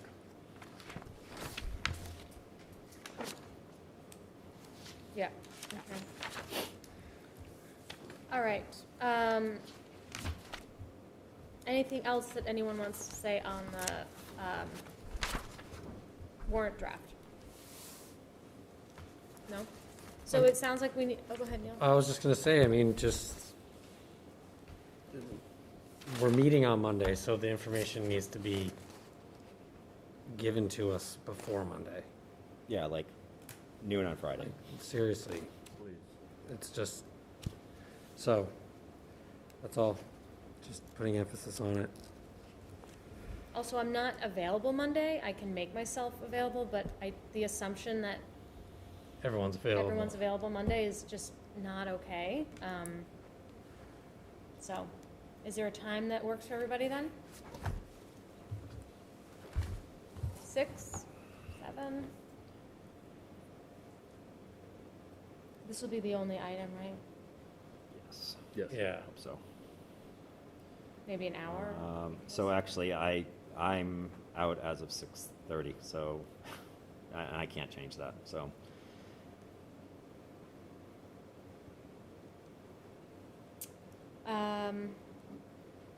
If we're doing it by Zoom, is like 5 p.m. too early? Wait, the warrant needs to go out on the 22nd. I has to go out on the 24th, I believe, if I'm correct. Yeah, but the Yeah. 24th is Wednesday and no one's going to be here, right? We are here, yeah, it's a half day, so. But it leaves no padding for any issue that might come up. I know Amy wanted it closed by the 22nd. That's all. And I understand why. And we can close it on the 22nd. I'm sorry, out to print. Oh, No, we're printing, sorry, hi. We're Hi. printing internally. Hi. We're printing internally because it's a special town meeting and it's a smaller warrant. So it allows for it to be closed Monday night so that we can print it on Tuesday so that it's mailed out Wednesday. But if you guys need to, I'm not going to presume your schedules, but if Monday night doesn't work and you guys can do a Tuesday day, we can print the warrant that as well, but we just can't do Tuesday night. I can do 5 Monday via Zoom. Okay, I can do 5 on Monday. Does it work for you? I can make it work. Okay. So Monday, 5 p.m. Ally, will you post that? Sorry. yeah. Joe, are you good for that too? That'll be, we're doing that It's on Zoom. Zoom, right? Yes. Yeah. Thank you, Joe. I will post it. Okay. So Monday, 11/22, 5 p.m. to vote, close the warrant, right? Okay. And Sean, you'll have everything totally complete and to us by Friday at noon? Yes. Well, is that what everyone wants and expects, or no? Does he have more time? Nope, I think that's what it needs to be. Yep. Okay. Okay, so then the last bit, which I think we can do anyway, is to discuss and vote on the town moderator's request to have the special town meeting be held through remote participation. So let me just, sorry, the warrant has the letter in there on the first page, I think.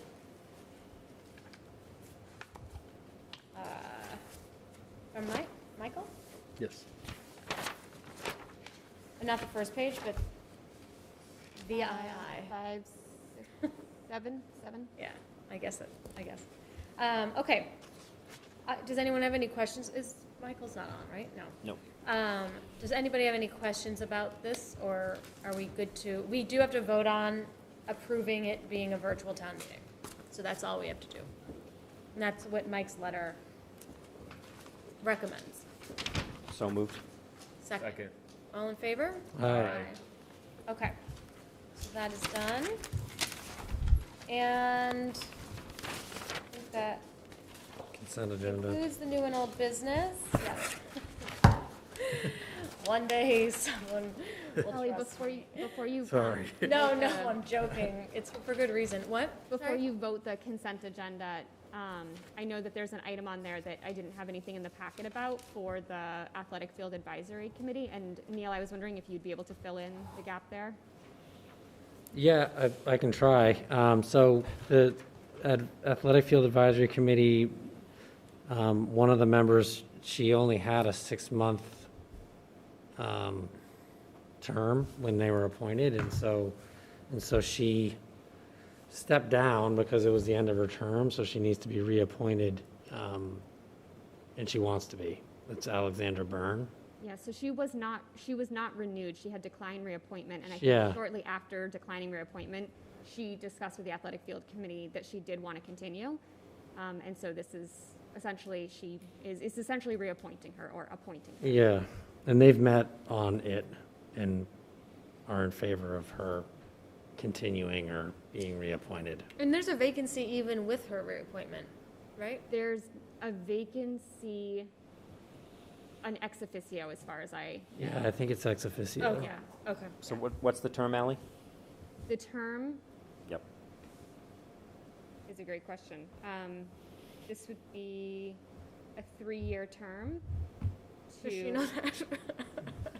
expire in 2024. I love the confidence in which you gave that answer. Just tell me the confidence reflects the accuracy.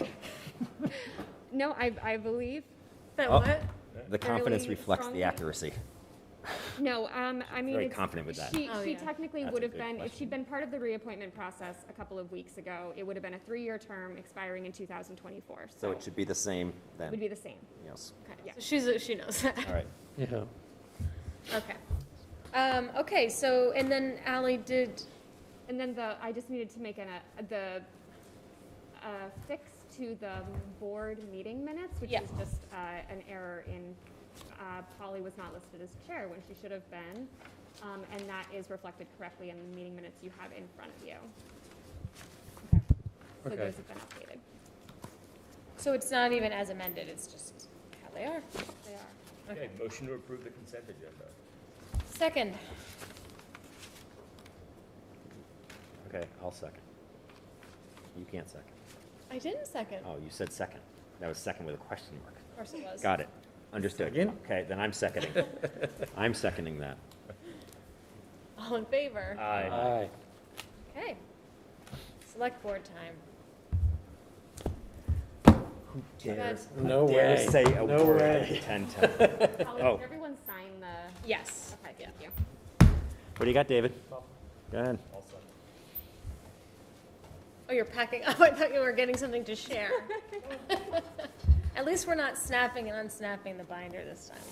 While there's usually a lot of clicking on. Actually, I'm going to be really quick. Bill Vitsboukas, who was a custodian for the town and retired in September, passed unexpectedly this week.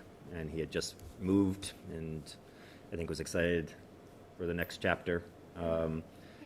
His son's on the fire department here in town, and Bill was a great character. He could tell great stories, and he had lots of thoughts, and he really enjoyed being over at the library the last few years, being over there, and he's lived on the corner of Burrell and Middlesex, and decided to sell and move further into the North Shore, into the country a bit, and was excited about that. And so that was literally just months ago. So it's sad for his family, but he was a sweet, sweet soul. So Peter, I agree. You know, it was great to see Bill. Anybody that came into town hall, if Bill was walking back and forth, he'd stop and share a word and a story. And I have fond memories of driving by his pink house at the corner of Burrell and seeing him paint it and scrape it and care for it. And, you know, he really was a wonderful, wonderful colleague, and he'll be sorely missed. I appreciate you guys sharing that. I'm sorry to his family for their loss. So I also then will just take 2 seconds to say that we did have a beautiful day for a Veterans Day ceremony, and it was well attended, and it's always good to see the Brownies and Boy Scouts and Cub Scouts, Boy Scouts present, and the public officials and public safety individuals there. So I thank Mike Sweeney for leading that and organizing a great event. Great. I'll just say good luck to the Big Blue football team, Swampscott, field hockey, and the cheer team for the weekend. Sorry, David. Maybe I stole your thunder. No, and I just want to cheer on the Swampscott cheer. They're at States at Worcester State this Sunday. So Yep. good luck, ladies. Can we do a cheer? all right, field hockey played tonight. Do we know how they did? I texted. I didn't get a score. So they lost Tuesday, but they had a great season. Yeah. Girls varsity field hockey had a great season. Okay. Motion to adjourn? Motion to adjourn. Second. No, I did not make a motion. Is there a motion? No, he- Motion. Oh, okay. Motion to adjourn. Second. I just want to Aye. be clear. You just seriously gotta help her, like with this. Aye. You just gotta go right to the second thing, because she's saying second like it's a statement, not a question. Second? Second? We're gonna, it's, you know what, it took me 3 years to learn that affect on that. Second? I don't ever remember being confused when you did it, but Hey, help me when Do I you're have a trying to be- second? Do I have a- know, Is I'm there a just motion? Do I pointing have that a out. All right. second? Do I have a motion? All Do I those have in a- favor? Do I have one? Do I have- Aye. Aye. Good night. Night. Hold on. You can Thank also do you. motion by